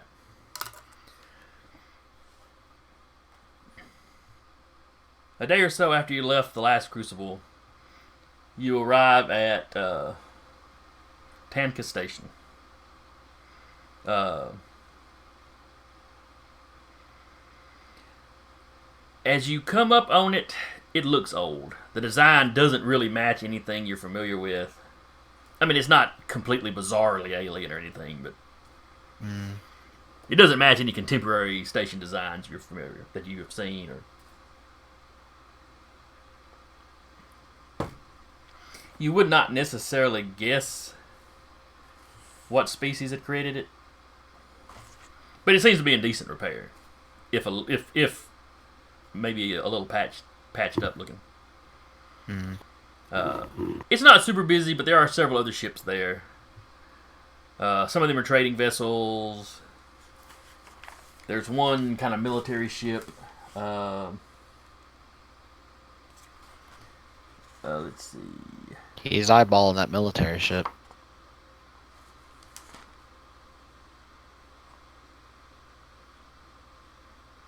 It is a Saurian Defense Force. Okay. They do not keep a permanent presence on the station, but they do have patrols that come by and check the station out. Ah. The station, Okay. like I said, it's got there's some trading that goes on at the station because it is a city-sized station, so lots of academics, but not really it's not really a prime target for piracy or anything. But Right. Yet. Yeah. We're here now. hang on, guys, we're going to the station. Let's paint the big target on it. Yeah. We just made a big target on whatever we happen to be at the time. It's really just a big target that floats above your head. So wherever you are, there it is. Yep. Sounds But Jim fun. gets permission to dock. Hey guys, they're asking what our business here is. Academic? A personal investigation of the shortcut. Yeah, both of those kind of work. Like we have free time off mission. We want to take a crack at trying to understand how that thing works in a more practical formation. Wow, y'all look Like like a the bunch of song. heavily armed mercenaries. And you've got a little downtime, and you've decided to personally come investigate this ages-old mystery. Okay. Yeah, it's an ages-old mystery. Cracking it means we get rich, What about or the science? at least celebrity status of you've cracked. What is wrong? We might get on TV. We'll make a special about us, Yay. which like 4 of us will refuse to be on. Yeah, we'll get a special made about us in the obituary section. Yeah, but you don't tell the station operator guy that. No. Or you say it all to each other, and then he tells you might want to mute yourself next time. I assume we passed it on to Jim to be the one that Yeah. does all the sweet talking for us as far as getting us onto the station. Pretty much. All right. So you get docked.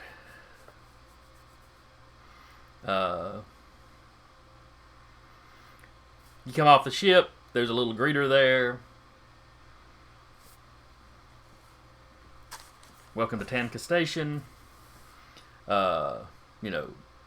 Leading research station, researching the shortcut.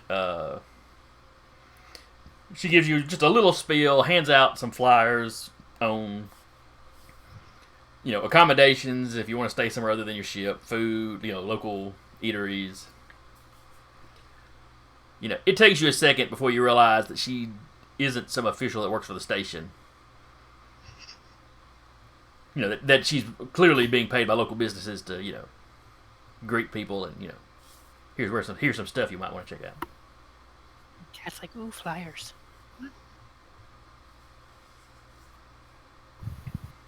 I ask for the local florist. She rattles off where two are. I'll make sure to visit both.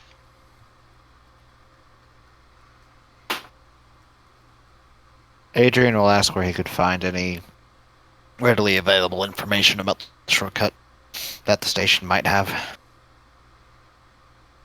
Oh, you can access the library files from any terminal. Probably even I'll go find one. Probably even from your personal data pad. You know, once you hook into the station system. Hook in. Nothing about, Right. as far as you know, nothing about the shortcut is secret. He's still gonna like dig through as much, if not all the data that he can once they find a place to relax. Okay.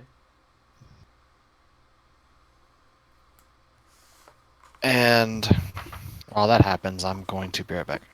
Okay. So yeah, y'all gonna hit an eatery or something to give Adrian time to do some system hopping.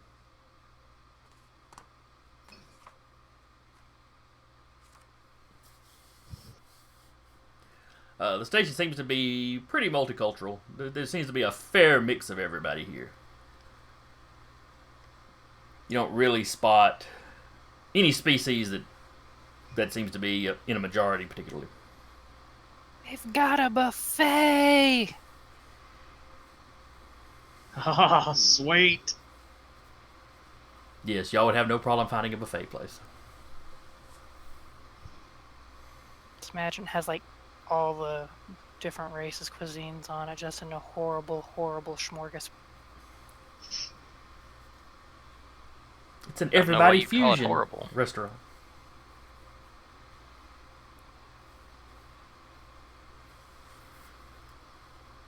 Well, you know, what's food for some people is not food for other people. That food is still moving. That's how you know it's good and fresh. The snakeman finds it delicious. But generally speaking, most species have similar dietary requirements. It's like there's just certain requirements when you have a big brain. Gotta have them sugars. You know, barring the occasional, you know, silicon-based life form or methane breather, you know, a few of your kind of outliers.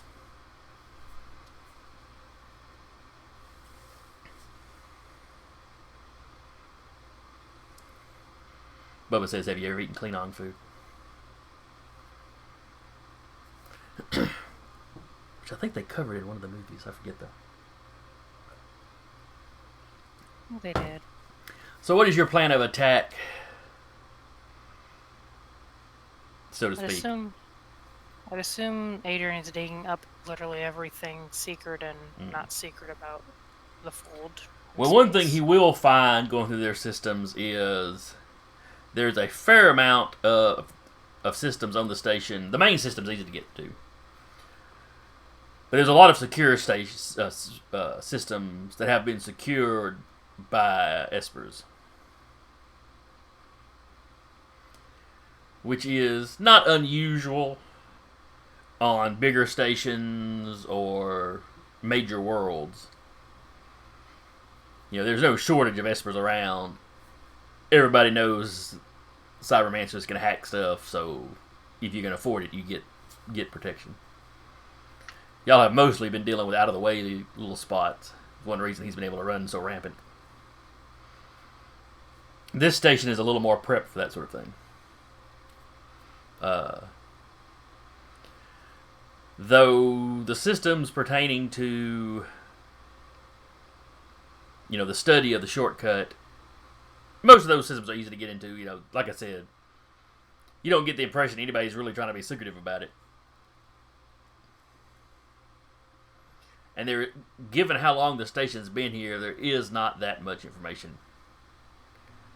They have the exact diameter of the thing. It seems to be perfectly spherical. How much distortion there is varies depending on if you're just skirting the edge of it or going straight through the middle. They have that sort of information. Do they have any idea if this is a naturally occurring phenomenon or something that was manufactured? That is very hotly debated. Because there's no evidence one way or the other. Is there anything in the center? Or is it just... There does not appear to be anything in it at all. You have this, 350 billion mile or kilometer sphere of empty space. I mean, the occasional meteorite or whatever may pass through it. But there's no star, there's no masses of any real size. They have gone and laced probes out all throughout the thing.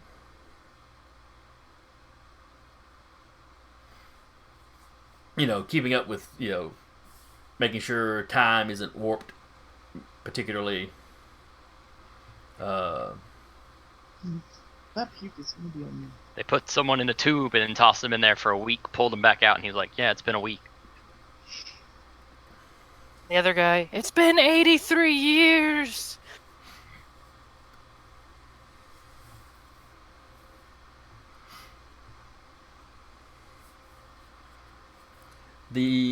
Let's see. The current head of the station is a dentist named Vadilla.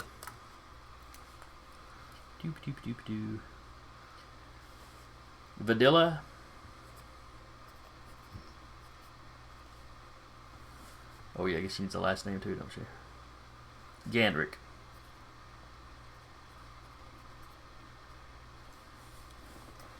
That's going to be a name that needs to get wrote down, because I'm not going to remember that. Yeah, I wrote it down. Thanks.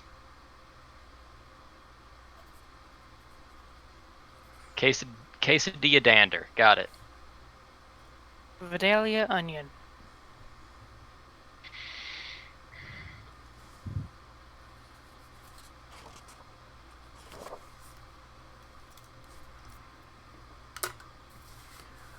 And what publicly available information you've got on her?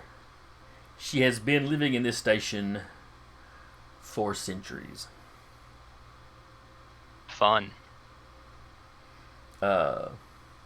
Enough centuries where it's like concerning, or just like she's an old biddy. Let's see, exactly how long did this species last?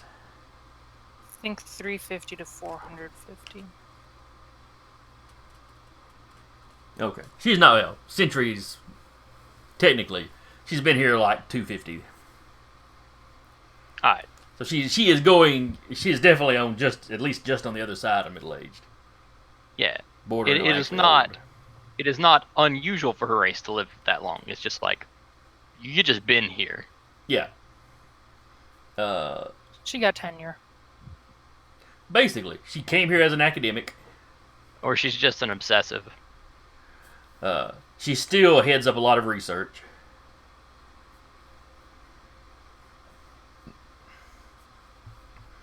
And from what you can tell, she has been running the station for the past 70 years or so. Claims to have gotten tired of the station heads getting in the way of research.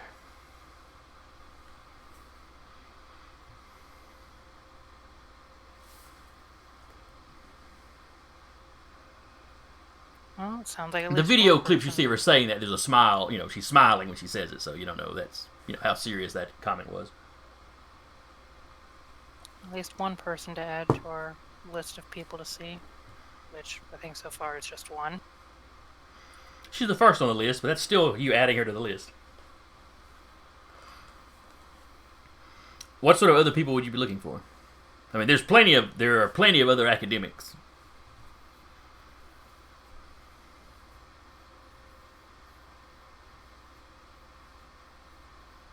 Do we want to look into every theory, or is there anyone on the station that might be observing it from an anthropological view? I mean,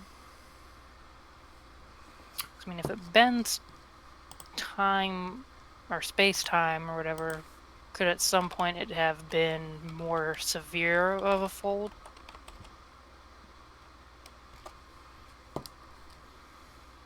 Or larger, even? Not impossible. Like I said, going through the publicly available information, there are lots of theories. Lots of papers have been written. But it doesn't get talked about a whole lot, from the general public, because it's been around so long. There's so little new information that comes out about it. And it doesn't specifically do anything. Right. It's just, and it's not a tourist attraction because there's nothing really to see. Like the Bermuda Triangle, it just exists. Kind of. And, there's rumors and stories of ships vanishing and all that, but there's, no evidence of that ever actually happening, so. It's like every new spacefaring species that runs across it gets all excited about it for a while. And then when they can't do anything with it, they give it up. By the same token, you have a core of, in the academic world, the interest is maintained because it is such a mystery. Thus having one station full of academics, isn't that odd because you're drawing from everywhere else that hears about it.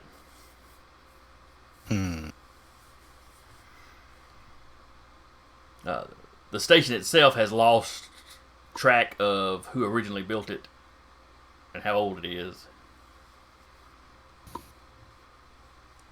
It had changed hands through a couple different governments. A couple of private companies have owned it for a time. It is basically self-governed at the moment.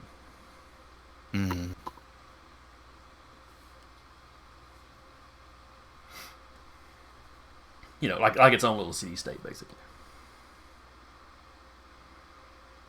Gets a lot of its funding from various universities that keep staff on hand.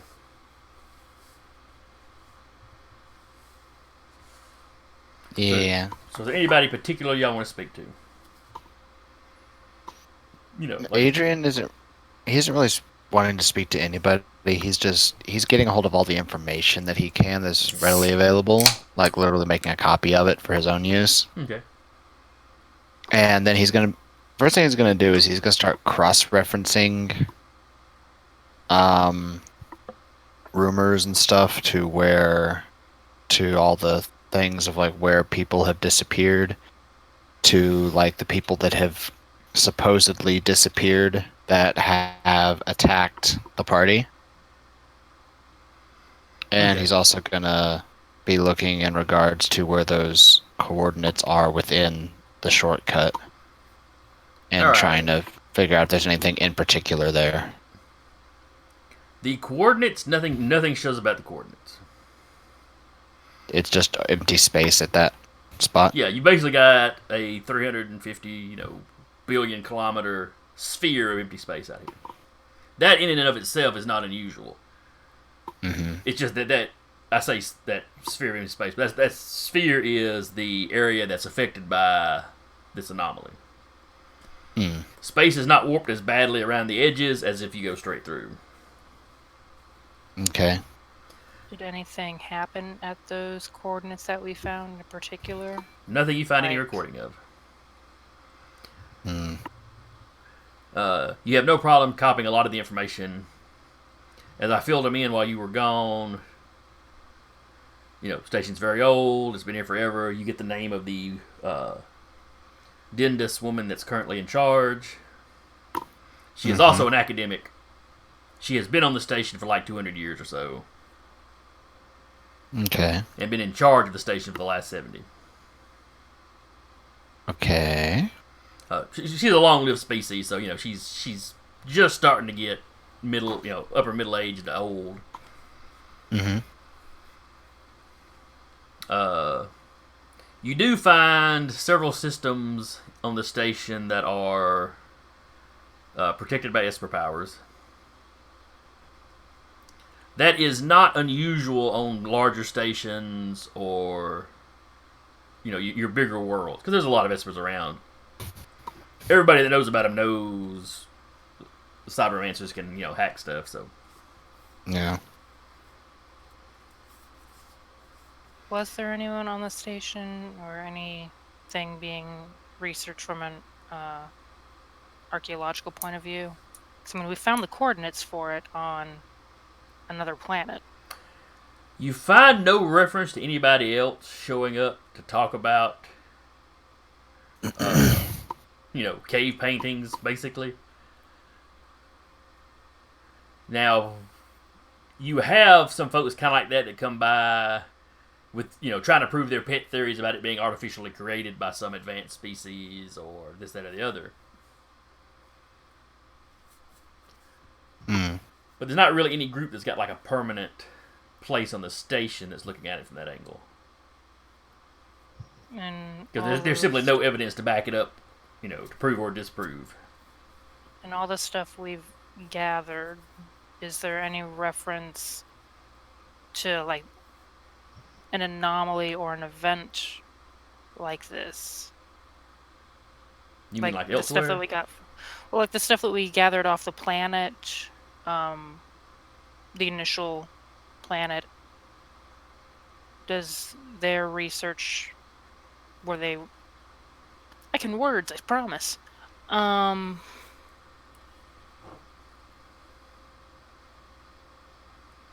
Were the race that genetically modified the other race, did their I've got to let y'all discover research their names or soon so we can records, call them something.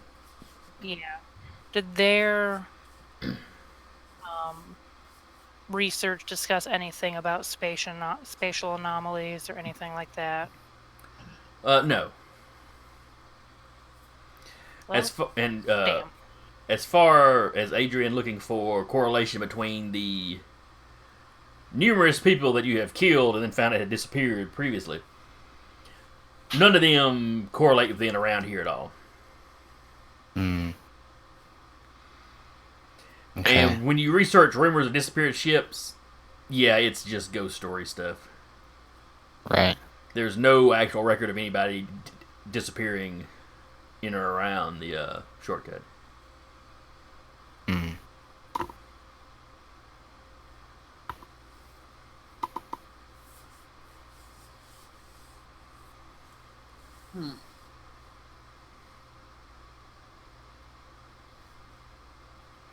Do we want to go talk to this lady?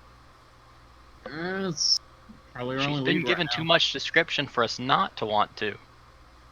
She seems like a vital plot point. Yeah, something like that. Definitely not something I made up off the top of my head just now. Totally not.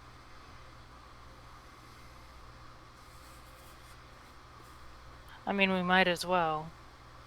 Then, Well, I mean, like, we could also just see whoever the head researcher is that's not her. yeah. Since she is kind of, like the Since mayor she's of this running the place. place. Yeah, she's probably busy, Yeah. presumably. So we can get together we can call and see if we can get a meeting with, like, any group of researchers. Tell them we're planning a flight through to a specific location and see if there's any data that's already accessible or any research they've done close to that specific location within. Okay. You call around. And there are a few groups like that will do tours.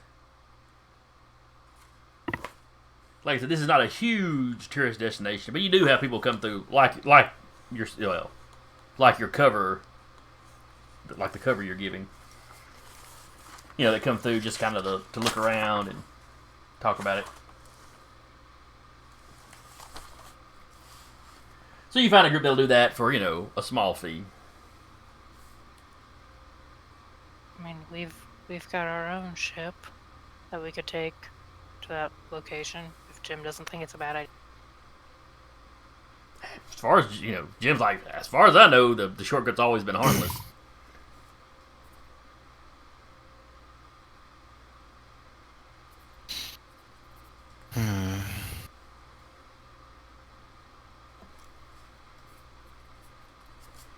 Was there any research on those specific coordinates? Not that he found. So anyway, you show up at one of the research facilities, a little grandiose, but this kind of this area these researchers are working in. They're tied to a university from one of the core worlds. You are greeted by Professor Pomo Safi.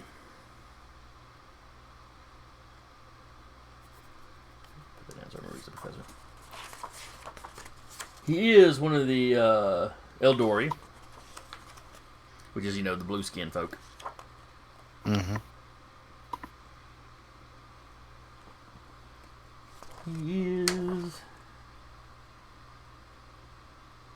Alright. Sorry, I'm looking... With all these different races having different age lifespans, I should say. I'm trying to see how old these guys get.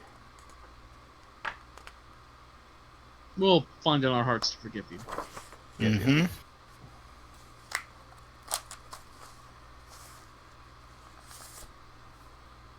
Sweet Lord, does everybody live 300 or 400 years except humans? Except for humans and Prometheans. From reading through, most of the races are about 300-400 years old, but humans and Prometheans are really short-lived, and it makes a lot of the races wary of them because they move so damn fast. Like, they've advanced faster than any other race because of their short-lived I don't think the nature. Ashenborn or Ashenforged live all that long either. I The think the Ashenforge. Mordecai lives slightly longer than humans. And the Ashenforge are also created from Yeah. science. But, Mhm. and it may just be, your more advanced races have fixed themselves to live longer. Yeah, Where humans are still relatively the new kids on the block. yeah. Anyway, you're speaking to Professor Pomo. Greetings. Are you the group that called ahead? That's right. Welcome. Welcome to the station. Always glad to meet people that are curious about the shortcut. Horrible name since doesn't really go anywhere.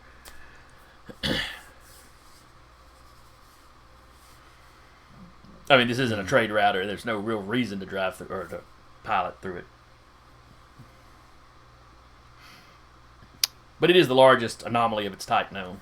Well, really, the only type known, but only of its type known. But come, he proceeds to take you on a little tour. It's a well-rehearsed presentation. It kind of covers the early days.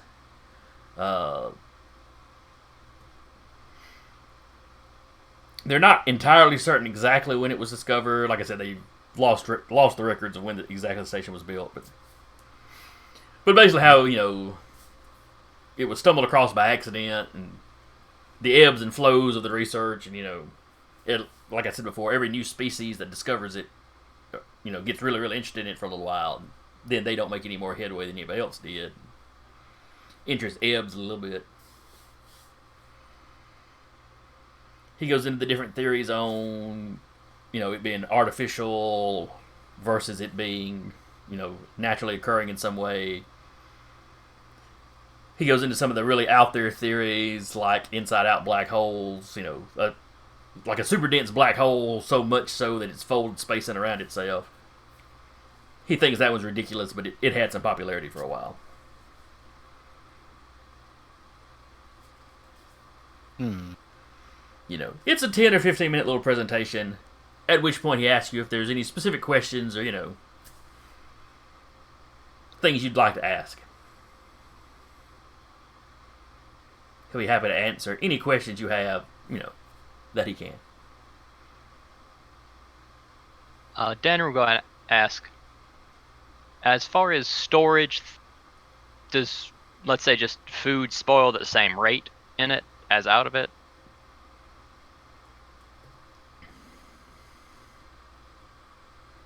Yes, there doesn't seem to be any real time dilation effects. It's just in some way a distance is shortened, Correct. but time-wise you can't tell. Correct. You'd just be traveling along, and suddenly you'd be getting much and much and much further ahead of anyone traveling outside of it, even if you're traveling at the same speeds. It's truly fascinating. You know, I had a thought. Are you able to view it in the visible spectrum as it's occurring? Things moving. Or does it just appear from the outside that it's just going faster?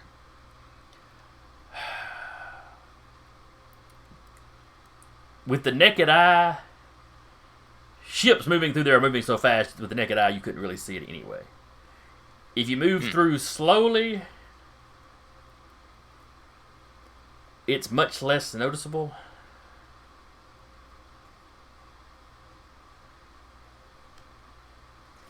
So to answer your question, no, you can't really see it with the naked eye.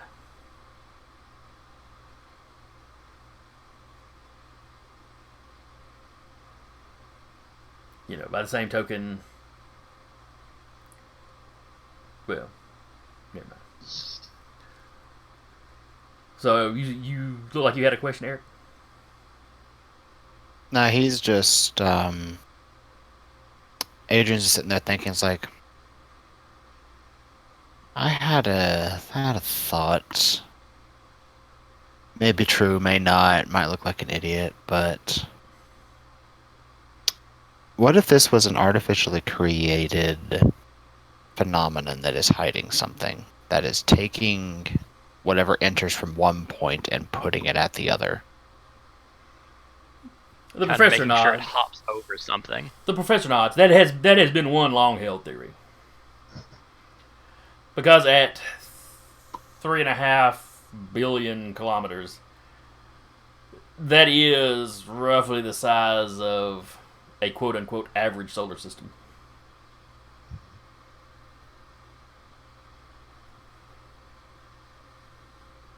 Is there any particular energy signature that is being emitted from there?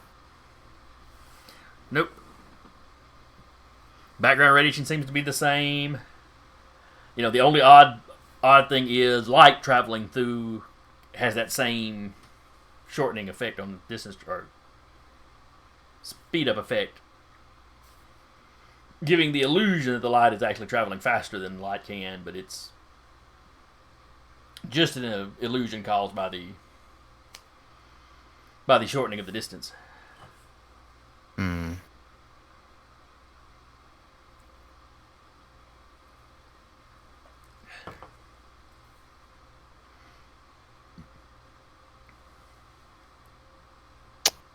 I see.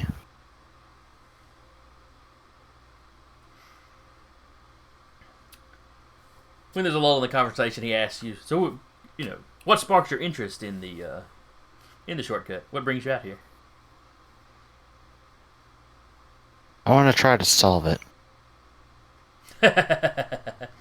Yes, we all Dan- would like to solve it.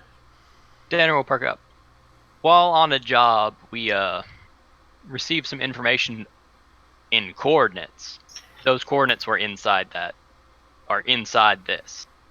Inside really? the shortcut. What sort of job? And are y'all walking around like strapped and ready for a fight? Adrian you- never looks like he's strapped and ready for a fight. I'm always in my suit. Well, yeah, Cats- you're pretty noticeably a sentinel, so. She'd just have a sidearm this time. Yeah, same with Francis. Cat's weapons would be hidden. Okay. Sidearms are not Uh, unusual on station, so. Danru will show the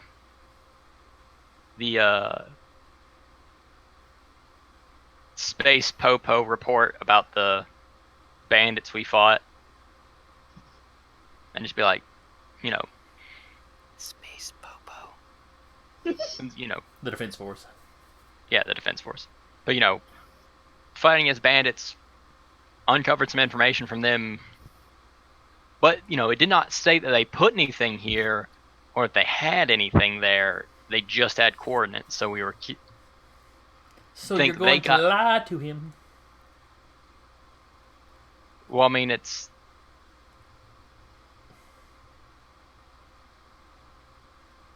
I mean, yeah, vaguely. It's not a 'Cause, lie. like- It's a mission of truth. Like, do we really? No, I mean, at that point, I'm telling a full. No, I'm Full not going to story. lie. I'm going to intentionally tell them something that I know is untrue, that I'm making up on the spot.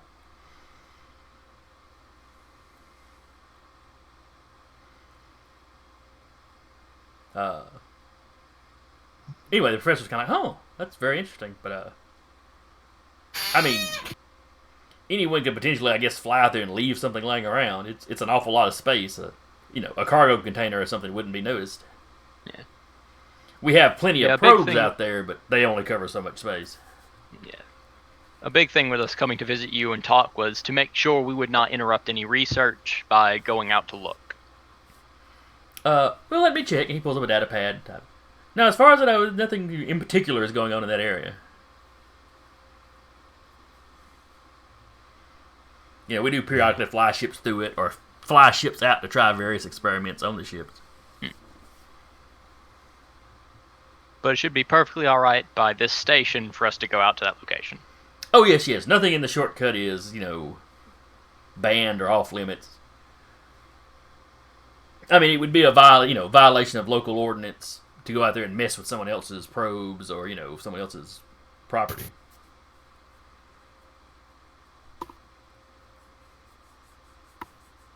But no, you'd be free to fly around and do your own investigating however you wish. Understood. Good Thank to you, know. sir.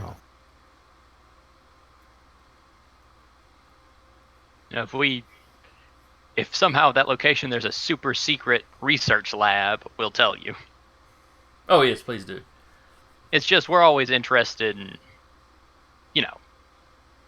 treasure hunting and all that. Oh, is that the kind of jobs you do? Like archaeology, but for profit. Yeah. That sums us up pretty well, actually, right now. Yeah. Archaeology and murder. She doesn't say that out loud, but that's what she's It's thinking. implied. Well, I Don't don't imply know. murder. Never imply murder. Most of the numerous people you've killed started it, so. And totally deserved it. Yes, yes. Numerous people. I mean, there were the So we're random attackers, the drug dealers. I think we're good to just go. I mean, we're clearly going to get attacked at some point, but Mm-hmm. not by the people of this station. Have you happened to run into anyone that bleeds a rainbow blood when killed? Do you ask the professor that? No. Good, 'cause that would freak the poor man out.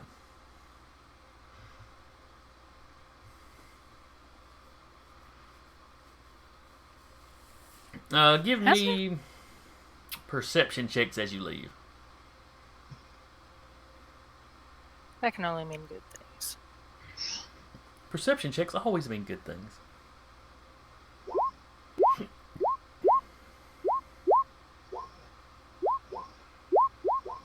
Ouch! Shit! What the heck? Man, look at Francis go. Okay. Adrian. Adrian and Jade poked their eyes out. Adrian does not notice anything. Yanni and Jade gorge their own eyes out. It's a 1 and a 2, respectively. It's a 1 and 1, respectively. Is it? It's red, Oh, yeah, so I assume he on the rolled die a roll, 1. yeah, on the die roll, yeah.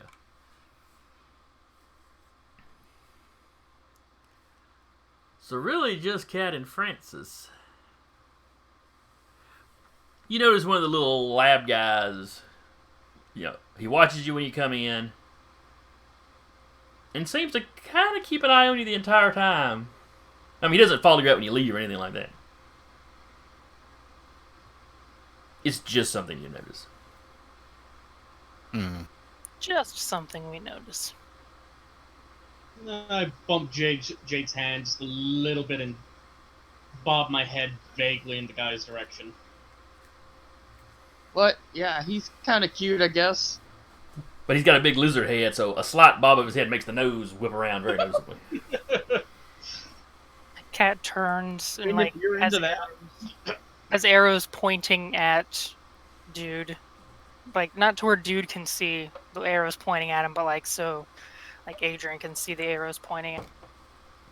The man shudders like someone just walked across his grave. That's not until next week. Once that's pointed out, Yanni, still invisible, is going to just float over and stay above that guy's head and just sort of follow him around wherever he goes while we're at the station. Okay. As you leave, he just goes back to his work.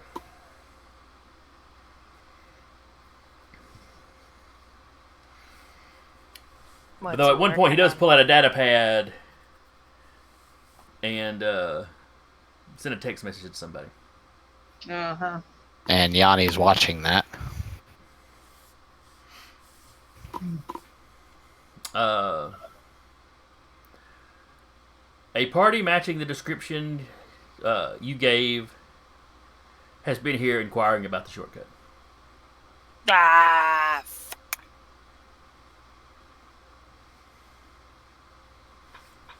Does he set the data pad anywhere? Or Nope, does he he just put slides it it away? back into his pocket. Okay. How big of a pocket? Could a Yanni-shaped thing fit in that pocket? No, it's like a regular pants pocket.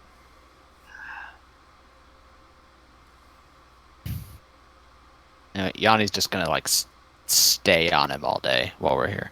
Okay. The rest of the day, he seems to go about his business. He does his research.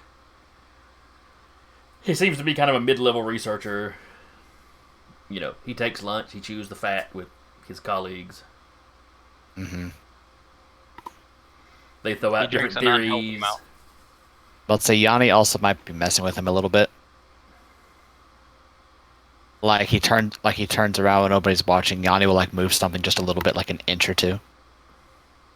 Like when he's looking at it? When he's not looking at it. Oh. Like he'll turn around and when he goes back to look at something, it's moved by 2 inches or so. Yeah, when he goes back to reach for it, he just taps it. Instead, he just feels like his balance and his mental positioning of everything has been off today.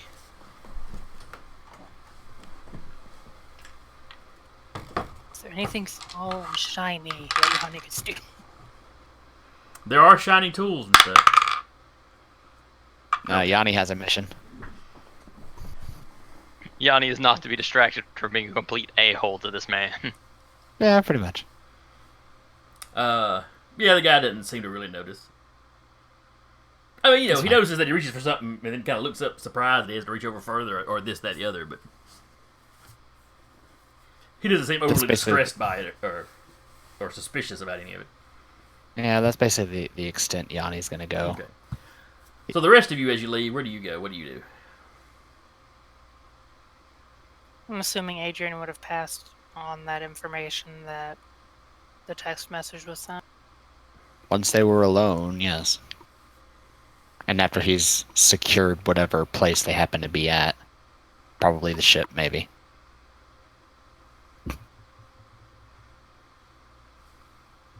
Hey Jim, guess what? Yeah. There's Has there more been gunfire? people. He's like, has there been gunfire? Not yet. Oh, Not yet. well, it's a good day so far. But say if they go, or if they're at the ship, we chime in. Is like he's just like, has there been gunfire? He's like, hey, if we do go to the ship, and Jim does ask that. Were you going to the ship, or were you just calling him to say? Oh no, Adrian isn't going to be saying anything over Over comms. Okay. Yeah. I'd Then assume yeah. we at least go back to the ship to coordinate our next move. Okay. Yeah. You go Yeah. back. He's got the ship locked down. I mean, not like, super locked down. But he's got the door shut.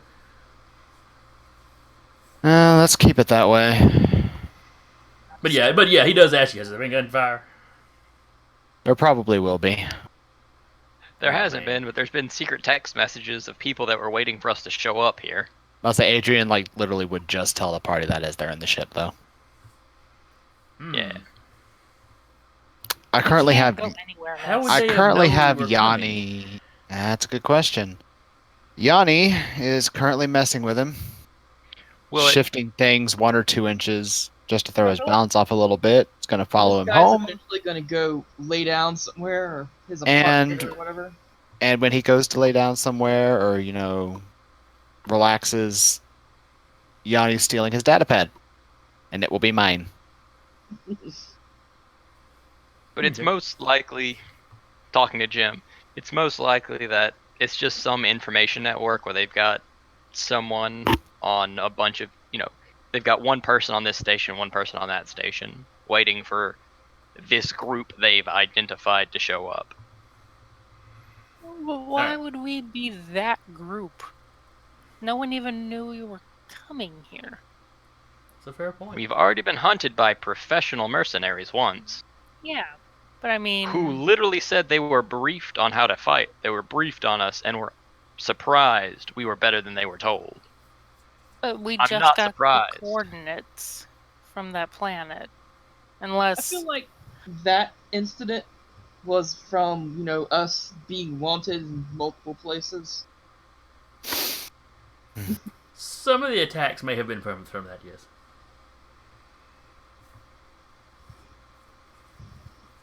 I believe specifically the Promethean sniper y'all ran into.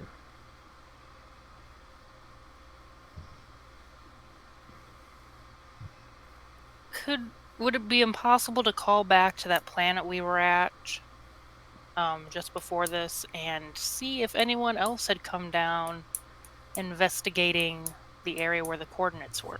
You could certainly send that message off. But it would take time to come Yeah, back. it would take, because you're going to have to relay it through crucibles. Yeah. And then, the travel time from this station to a crucible, from a crucible to the planet. And by the way, Just while send y'all a were in letter. transit, you were able to verify that the mayor released the information like he said he would. Which will mean there will be a lot of visitors Yeah. Yeah. coming soon. But we probably wouldn't have been mentioned unless the No, mayor no. got really chatty. Not no. unless the mayor was Mayor's- feeling vindictive. The mayor's whole thing was, wanting to be the one to put the information out there, so it comes off as though the people had just decided, hey, we need to let this, we need to put this out there.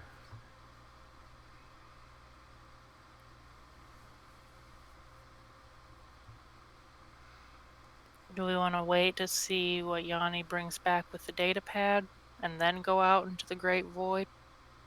Yeah, let's wait on Yanni. Sounds like a plan. Is there any good weapons shops on this station, or is it not really a weapons kind of place? It's not really a weapons kind of place. There's plenty of shops where you can buy a sidearm. Because nobody does any extensive traveling in this universe without either being armed or having armed people with them. Hmm.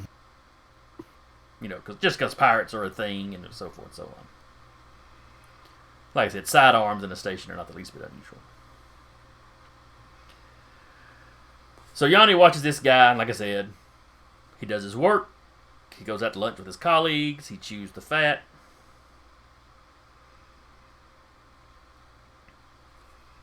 He goes home in the evening, and his room looks like something you'd expect a conspiracy theorist nut to have. There are papers on the walls. He has Are not there white strings not connected? whiteboards because it's Future. future, but like these big touchscreen monitors that take up most of the wall. Mm-hmm. It's not. I used the conspiracy theory or conspiracy nut comparison, but it's not like he's got the little red strings connecting things he's got pinned on the wall. It is mostly mathematics, astrophysics kind of stuff.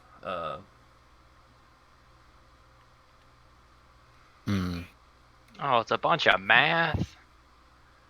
Gross. It's like he That is- works all day trying to crack this, and then he comes home and works all night trying to crack this. I mean, Mention if of that's math, the cat level is two, instantly out. So basically, all of this is about the corridor, shortcut, whatever you want to call it.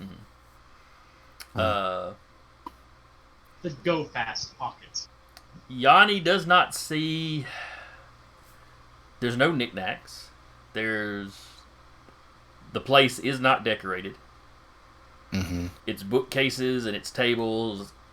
It's only stuff that has an actual use. Hmm. Why do I get a feeling that if I were to put a bullet in the back of this guy's head, he'd start spraying rainbows? I don't know, man. I think you got a thing for rainbows. I don't know. Yeah, The I mean, bedroom really, it is not quite Just as sounds like bad. he's an obsessive. Yeah, the bedroom is not quite as bad. He's got clothes.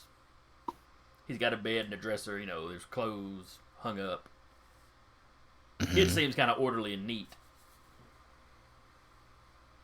He's got his bathroom facilities. There's the typical shampoos. Yeah.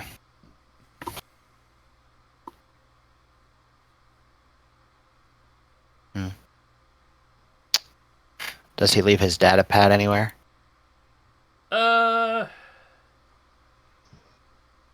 Yeah. When he gets home, he changes out of work clothes into something more comfortable. Okay. Is there any collection of data pads or something that he might have put them on? You don't see a lot of data pads laying around. He's got one tablet that seems to stay in the room. Uh huh. And like I said, there's a computer system because he's got the monitors and stuff all on Right. the wall that he can, use like a whiteboard or pull information up on. How big is the tower?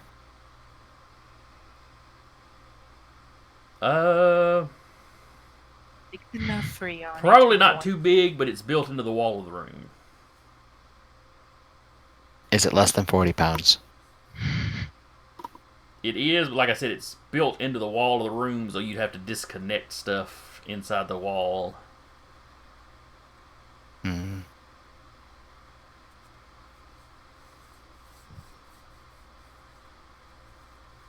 As in the case is hard, screwed into the wall. Yeah, kind of like how the system computer the station's computer system would be, integrated into it. Yeah, the guy has basically done that to his apartment. Hmm. So you don't really have a tower standing out anywhere. Okay. It connects to everything basically via Wi-Fi.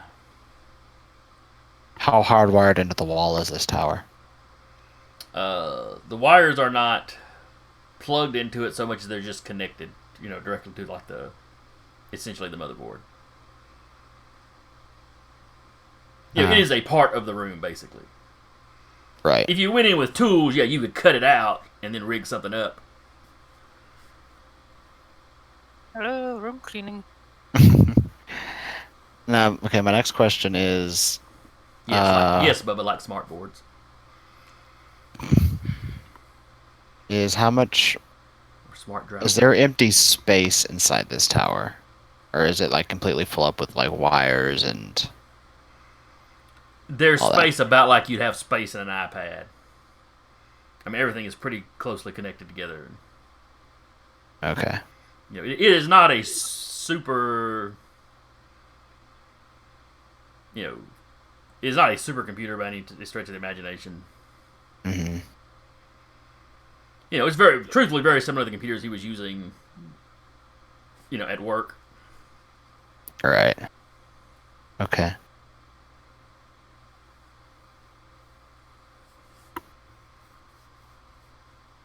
I'm asking because, like, if there was enough room inside the chassis, if Yanni could maybe get into the chassis, and, like, disconnect things that are connecting it to the Yanni's wall, like a and then big just let it dragonfly, yoink out. right? No, he's tiny. That's right, because he can only pick up like 5 pounds or so, right? 40, I don't remember how we Pardon? fixed this time. 40 pounds 40 pounds. at max. Surely he's bigger than that, then. No, he's classified like by the rules as a tiny sized construct. Okay, yeah. I'm not sure how tiny how big tiny would be in relation about like to a fairy stuff in in his D&D. Genesis. Okay. But he's considered tiny. But he has a strength of 5, and carry weight is strength times, I think, 8. Okay. So Yeah, if you could disconnect this, but like I said, it's kind of, you know, bolted into place or whatever. Here we go. fair enough. Okay. But, you know, he doesn't make any more calls about you. He literally pulls up a copy of the work he was working on at work and starts on it again. For a few hours and eventually goes to bed. Okay. Yanni's going to pick up the data pad once the guy's asleep. Okay, not a problem. He'll go over to the desk. He will sit on the computer, and he will act as a terminal for Adrian. Okay. And Adrian himself is going to try to get into the computer. Alrighty.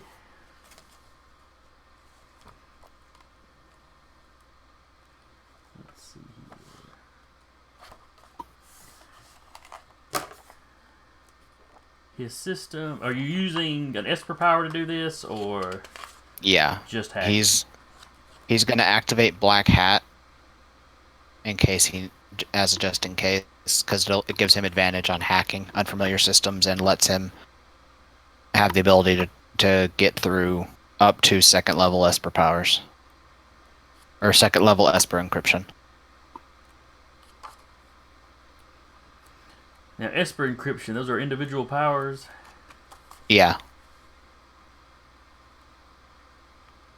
Because this guy's system is protected.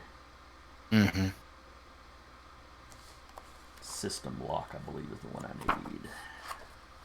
Allows you to break through rank 2 warding talents like Magnetic Seal or Program Trigger, etc., etc. Alright, system lock.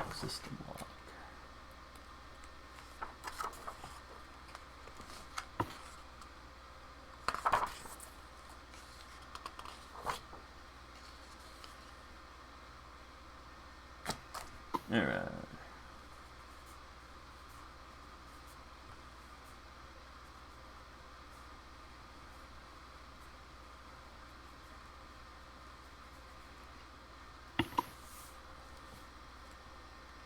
Okay, I'm mistaken. System lock was not the one I was looking for. Okay, the one I was looking for, I think, is a second level, so you would get through it. Okay. System lock is a temporary something where you seal the thing off. Yep. You actually have to suppress that if you wanted to use the device. Mm-hmm. So yes, you're able to access his data pad. No, he's accessing the computer. Oh, I got you. Yeah.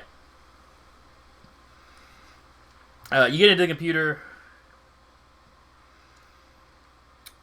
It contains a lot of his research.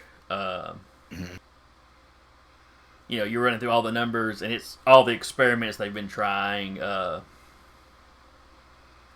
then you realize, yeah, it's all the experiments they've tried. There is centuries and centuries worth of experiments stored on this thing. Yeah, he's having Yanni download this to the datapad, Mhm. like all of these experiments. That's gonna be a little while. Yeah, this information goes way, way back. He theoretically has 8 hours to do it. In theory. Is it Uh, USB 3.0? What are we up to?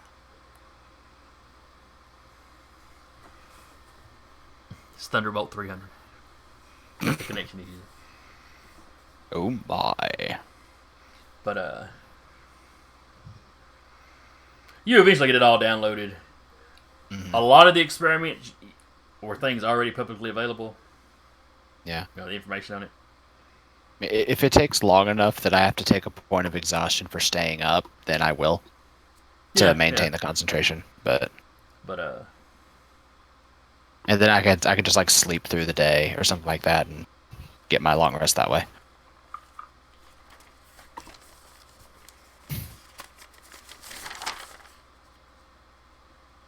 let's see.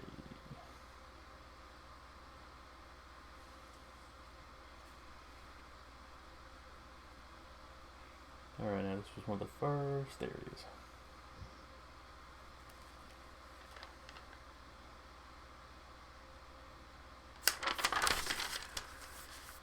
Some of the earliest experiments that you find listed, which, like I said, are from hundreds of years ago, have some personal notes attached. Okay. These are ones you did not find kind of out in the readily available. Uh-huh.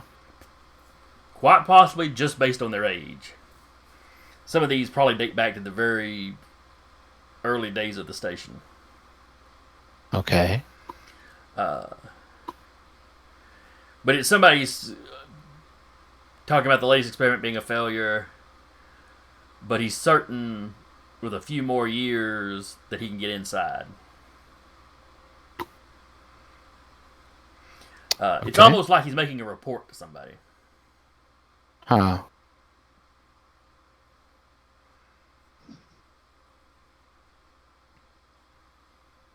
And that given, a few, and it's like he's reassuring or trying to calm somebody down. That, a few more years to crack their way in after all the years it took to find it initially, is not that big a deal.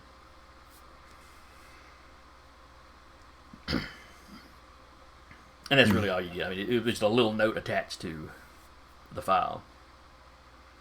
Okay. Alright, so after all that, Yanni is going to take the data pad, and after he gets all the data, of course, and he's going to yoink out with the data pad back to the ship. Okay. And by this point, Adrian's like, I'm tired.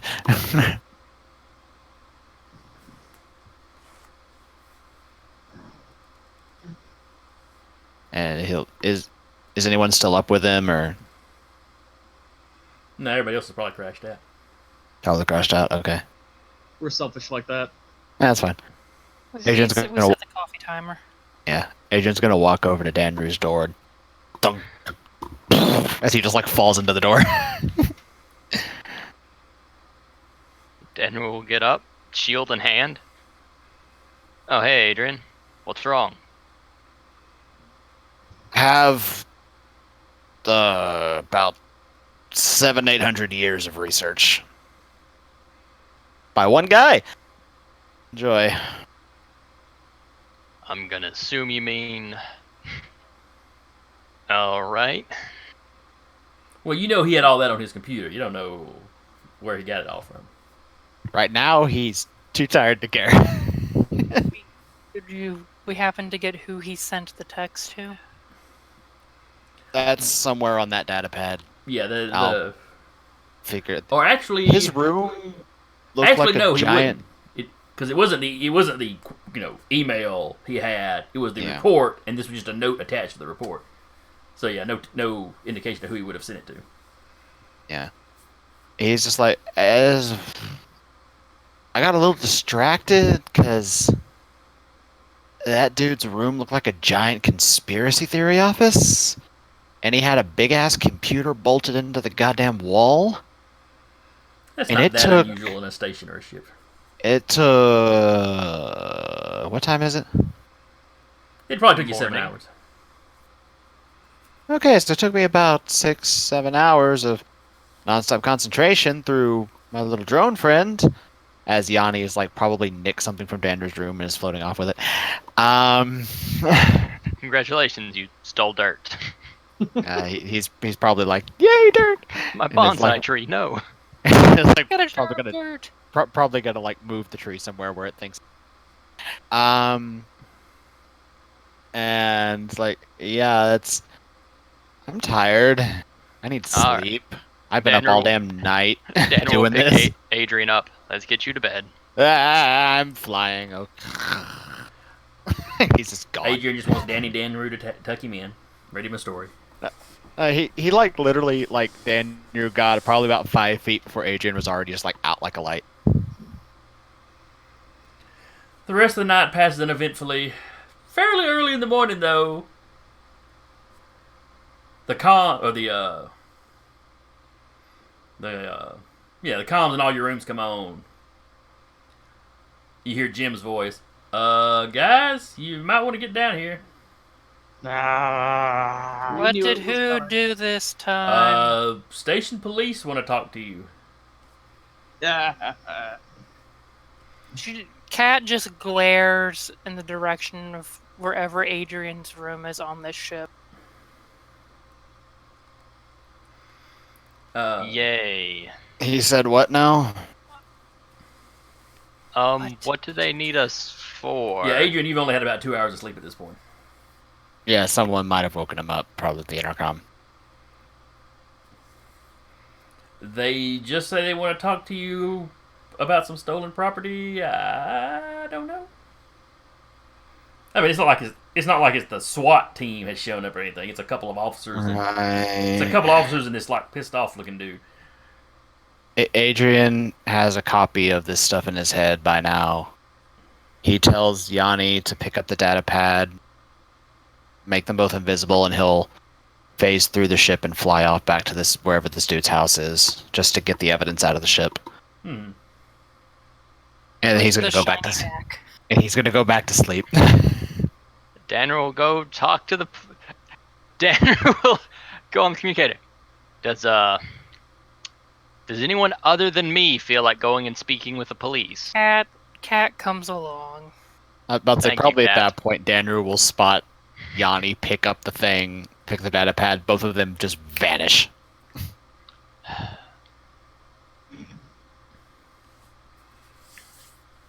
All right. Cat's like, I can punch him later for you if you. Danner will step outside the vehicle. There's two officers. You know, the officers are just kind of like, hello. License registration. Hello. Kind of. You know, they want to see your ID. Which, you know, you just pull up your data pad or whatever. Or your comm unit. So what's occurred? Roll me a wisdom check. Both of us. Just Andrew. Ha. It's a 2. You're not in combat. I'm not in combat. My You roll's see the two bad. officers? They look normal. The guy behind them looks kind of upset. I mean, he looks a little mad. He's dressed kind of like the researchers you've seen. Yeah, he's just got that kind of academic look to him. Kat was one of the people that spotted the guy that was watching you the previous day, right? You recognize him. He's the guy that was watching you. Yep. Cat's already behind the mask, like I'm going to just beat the shit out of the nerd. As you start talking to the officers, something pings on the researcher's data pad. He pulls it up. Officers, it's on the move again.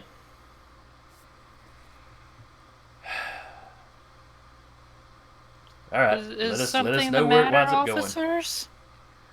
He called in to report his data pad was stolen. He had a tracer in it. It traced it to this dock, this docking bay. I mean, we've been here since we got in here last night before we were going to go out, this morning to do some research on a spot. None of us have left. I mean, you're welcome to check the cameras and everything, but we've been on here all night. We have somebody checking, is going to check the surveillance. Okay, yeah. But I mean, if you want to look around the ship, there's nothing.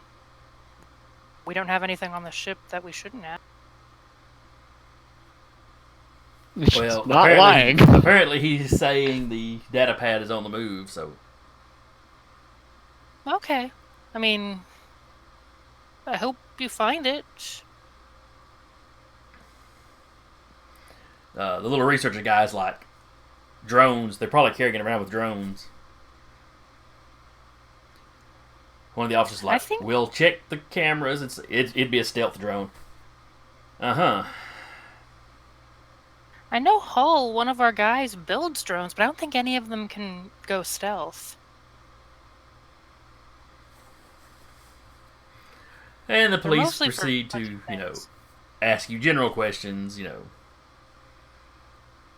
longer it goes on, the more you think that they're just kind of like, whatever. Humoring the guy. Well, I've got, at first, I've got a tracker on my thing. It shows that it's here. Well, okay, we'll go check that out. Okay, as soon as we get there, now it's moving.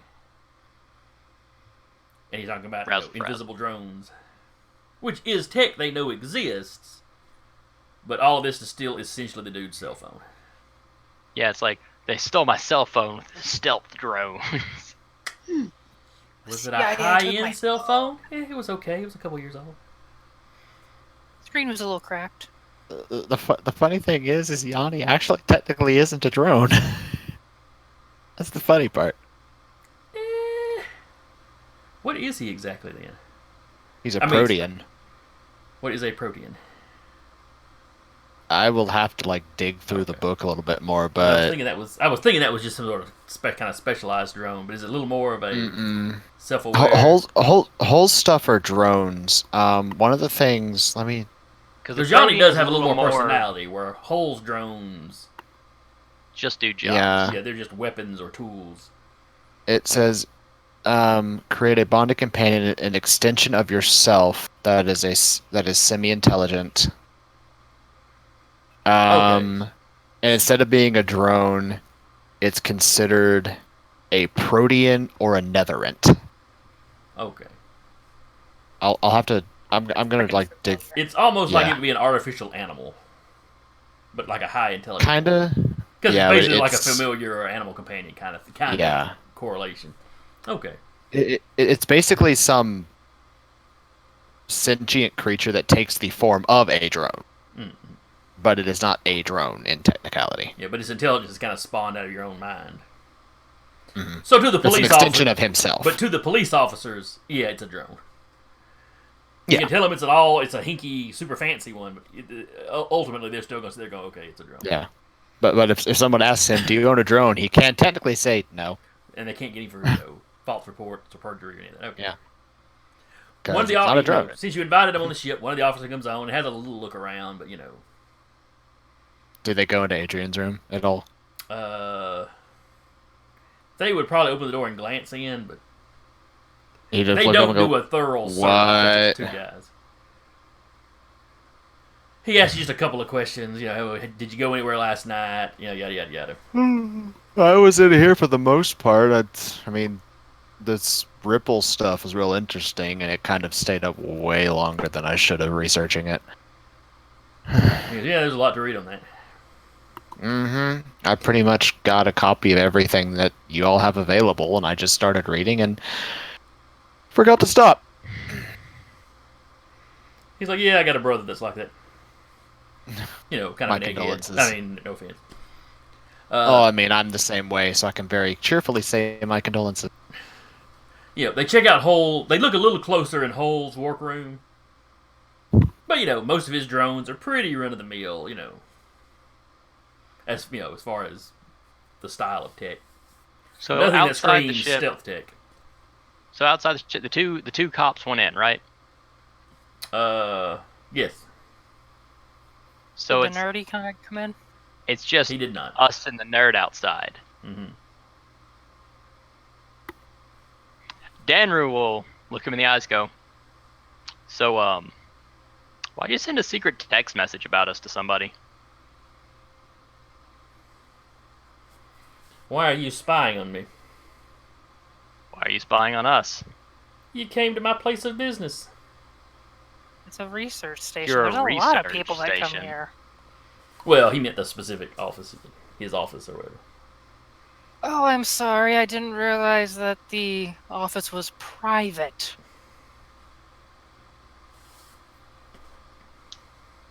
We just came to... We found some coordinates somewhere. We're nosy bastards. What coordinates did you find? We A already text discussed. message will pop up on both of their screens. It says, You didn't "Don't tell the discuss damn with thing." this guy those coordinates. You gave them to the person that was giving you the tour. Mm-hmm. You know, this guy never left his workstation, so he didn't necessarily overhear everything. He was just kind of keeping an eye on you. Just a bunch of them in the general area. I mean, I'm not the science nerd.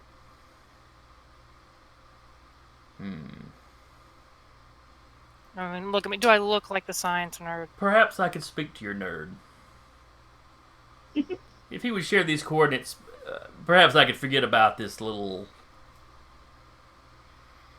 theft. what? This little thing where you yell at us? Yeah, there's nothing on the ship that's yours. It has a tracker. I know it was been on the ship. And I know as soon as we All of- showed up, somebody took it off. No one's left the ship. All of our drones are still here. There's no flying tablet. Roll me a bluff. I'm not the one shooting the mouth Deception? off. Have fun with that. Yeah. Yeah, deception. Deception or Yeah, persuasion? I'm sorry. Deception.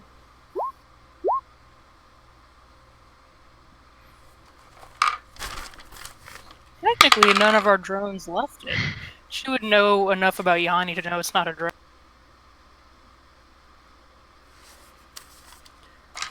You can't tell if he's convinced or not. He does not look super convinced, but he doesn't call you a liar either. Danru's making Why? sure the police aren't coming back out yet. Do you even care why we're on this? You've got several minutes while they're inside. Who even asked you to be on the lookout for our group? Yeah, who knew we'd even be here? You people This have is popped a up in bit some out odd of the locations. way. You people have popped up in some odd locations. Your faces have gotten You- around. You people. No, I shouldn't. What do you mean, you people? Well, I mean, we end up going on a lot of weird jobs. We just pull bad jobs. So where did you find these coordinates at? Space cult. If he already Sure. knows about us, he knows. She was gonna say the same story he did about us finding it on the drug runner planet.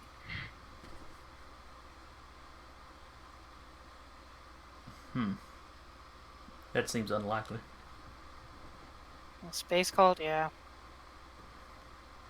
Eventually, the cops come on back out.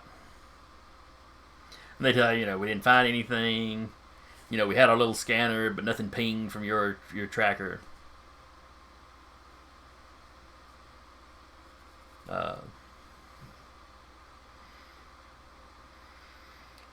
He still looks at you with great suspicion.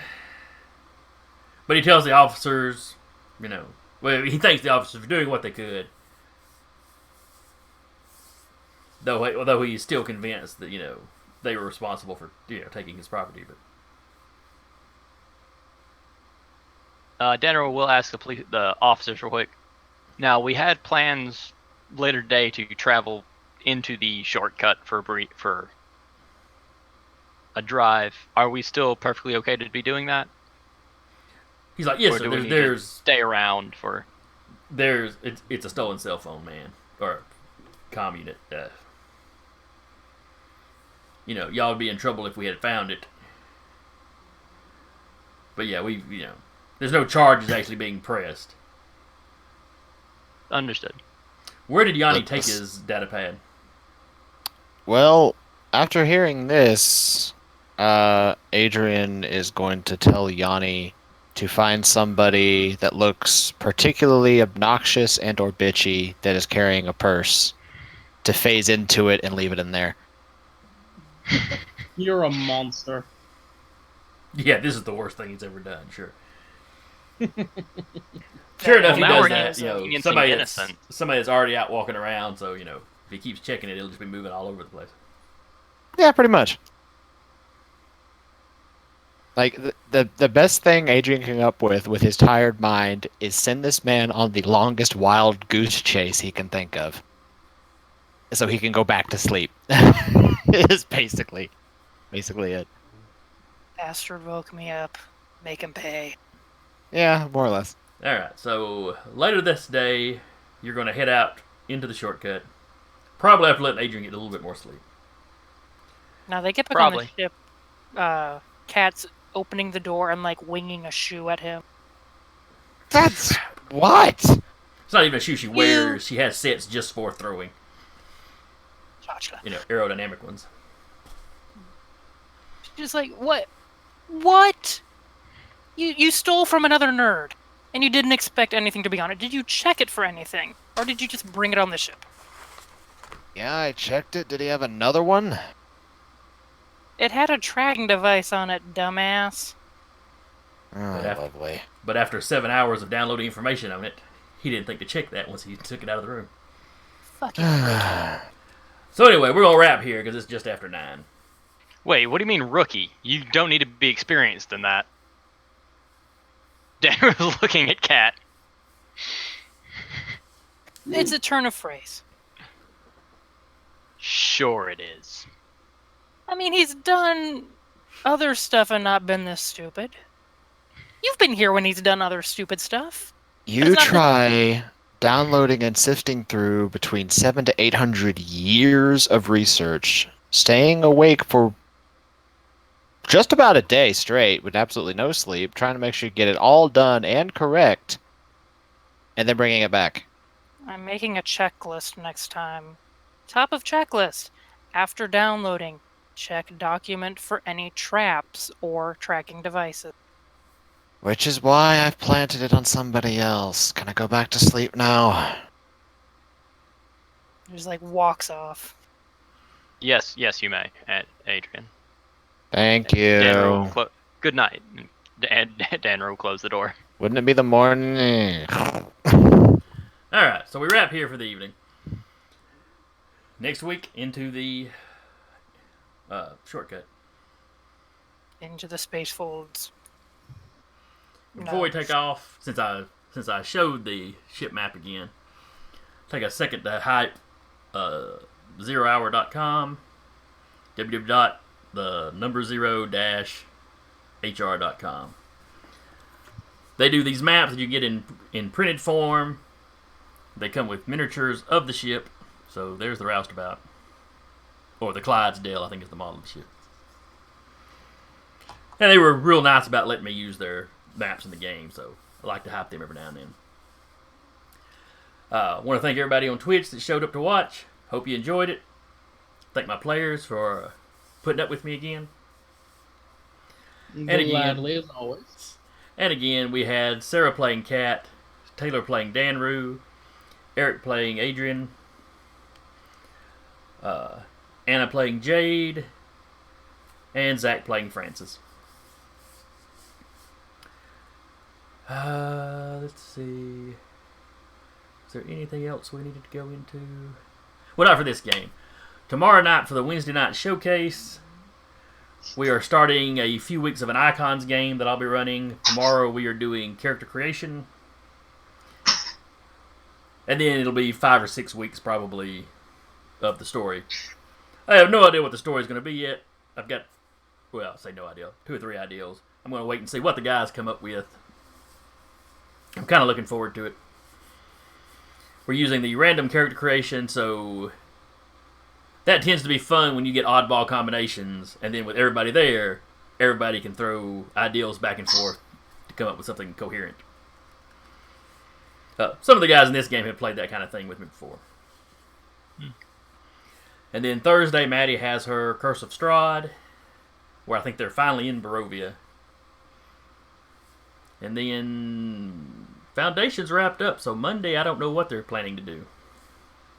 Don't know if it's gonna We be actually reruns or do not. specialties.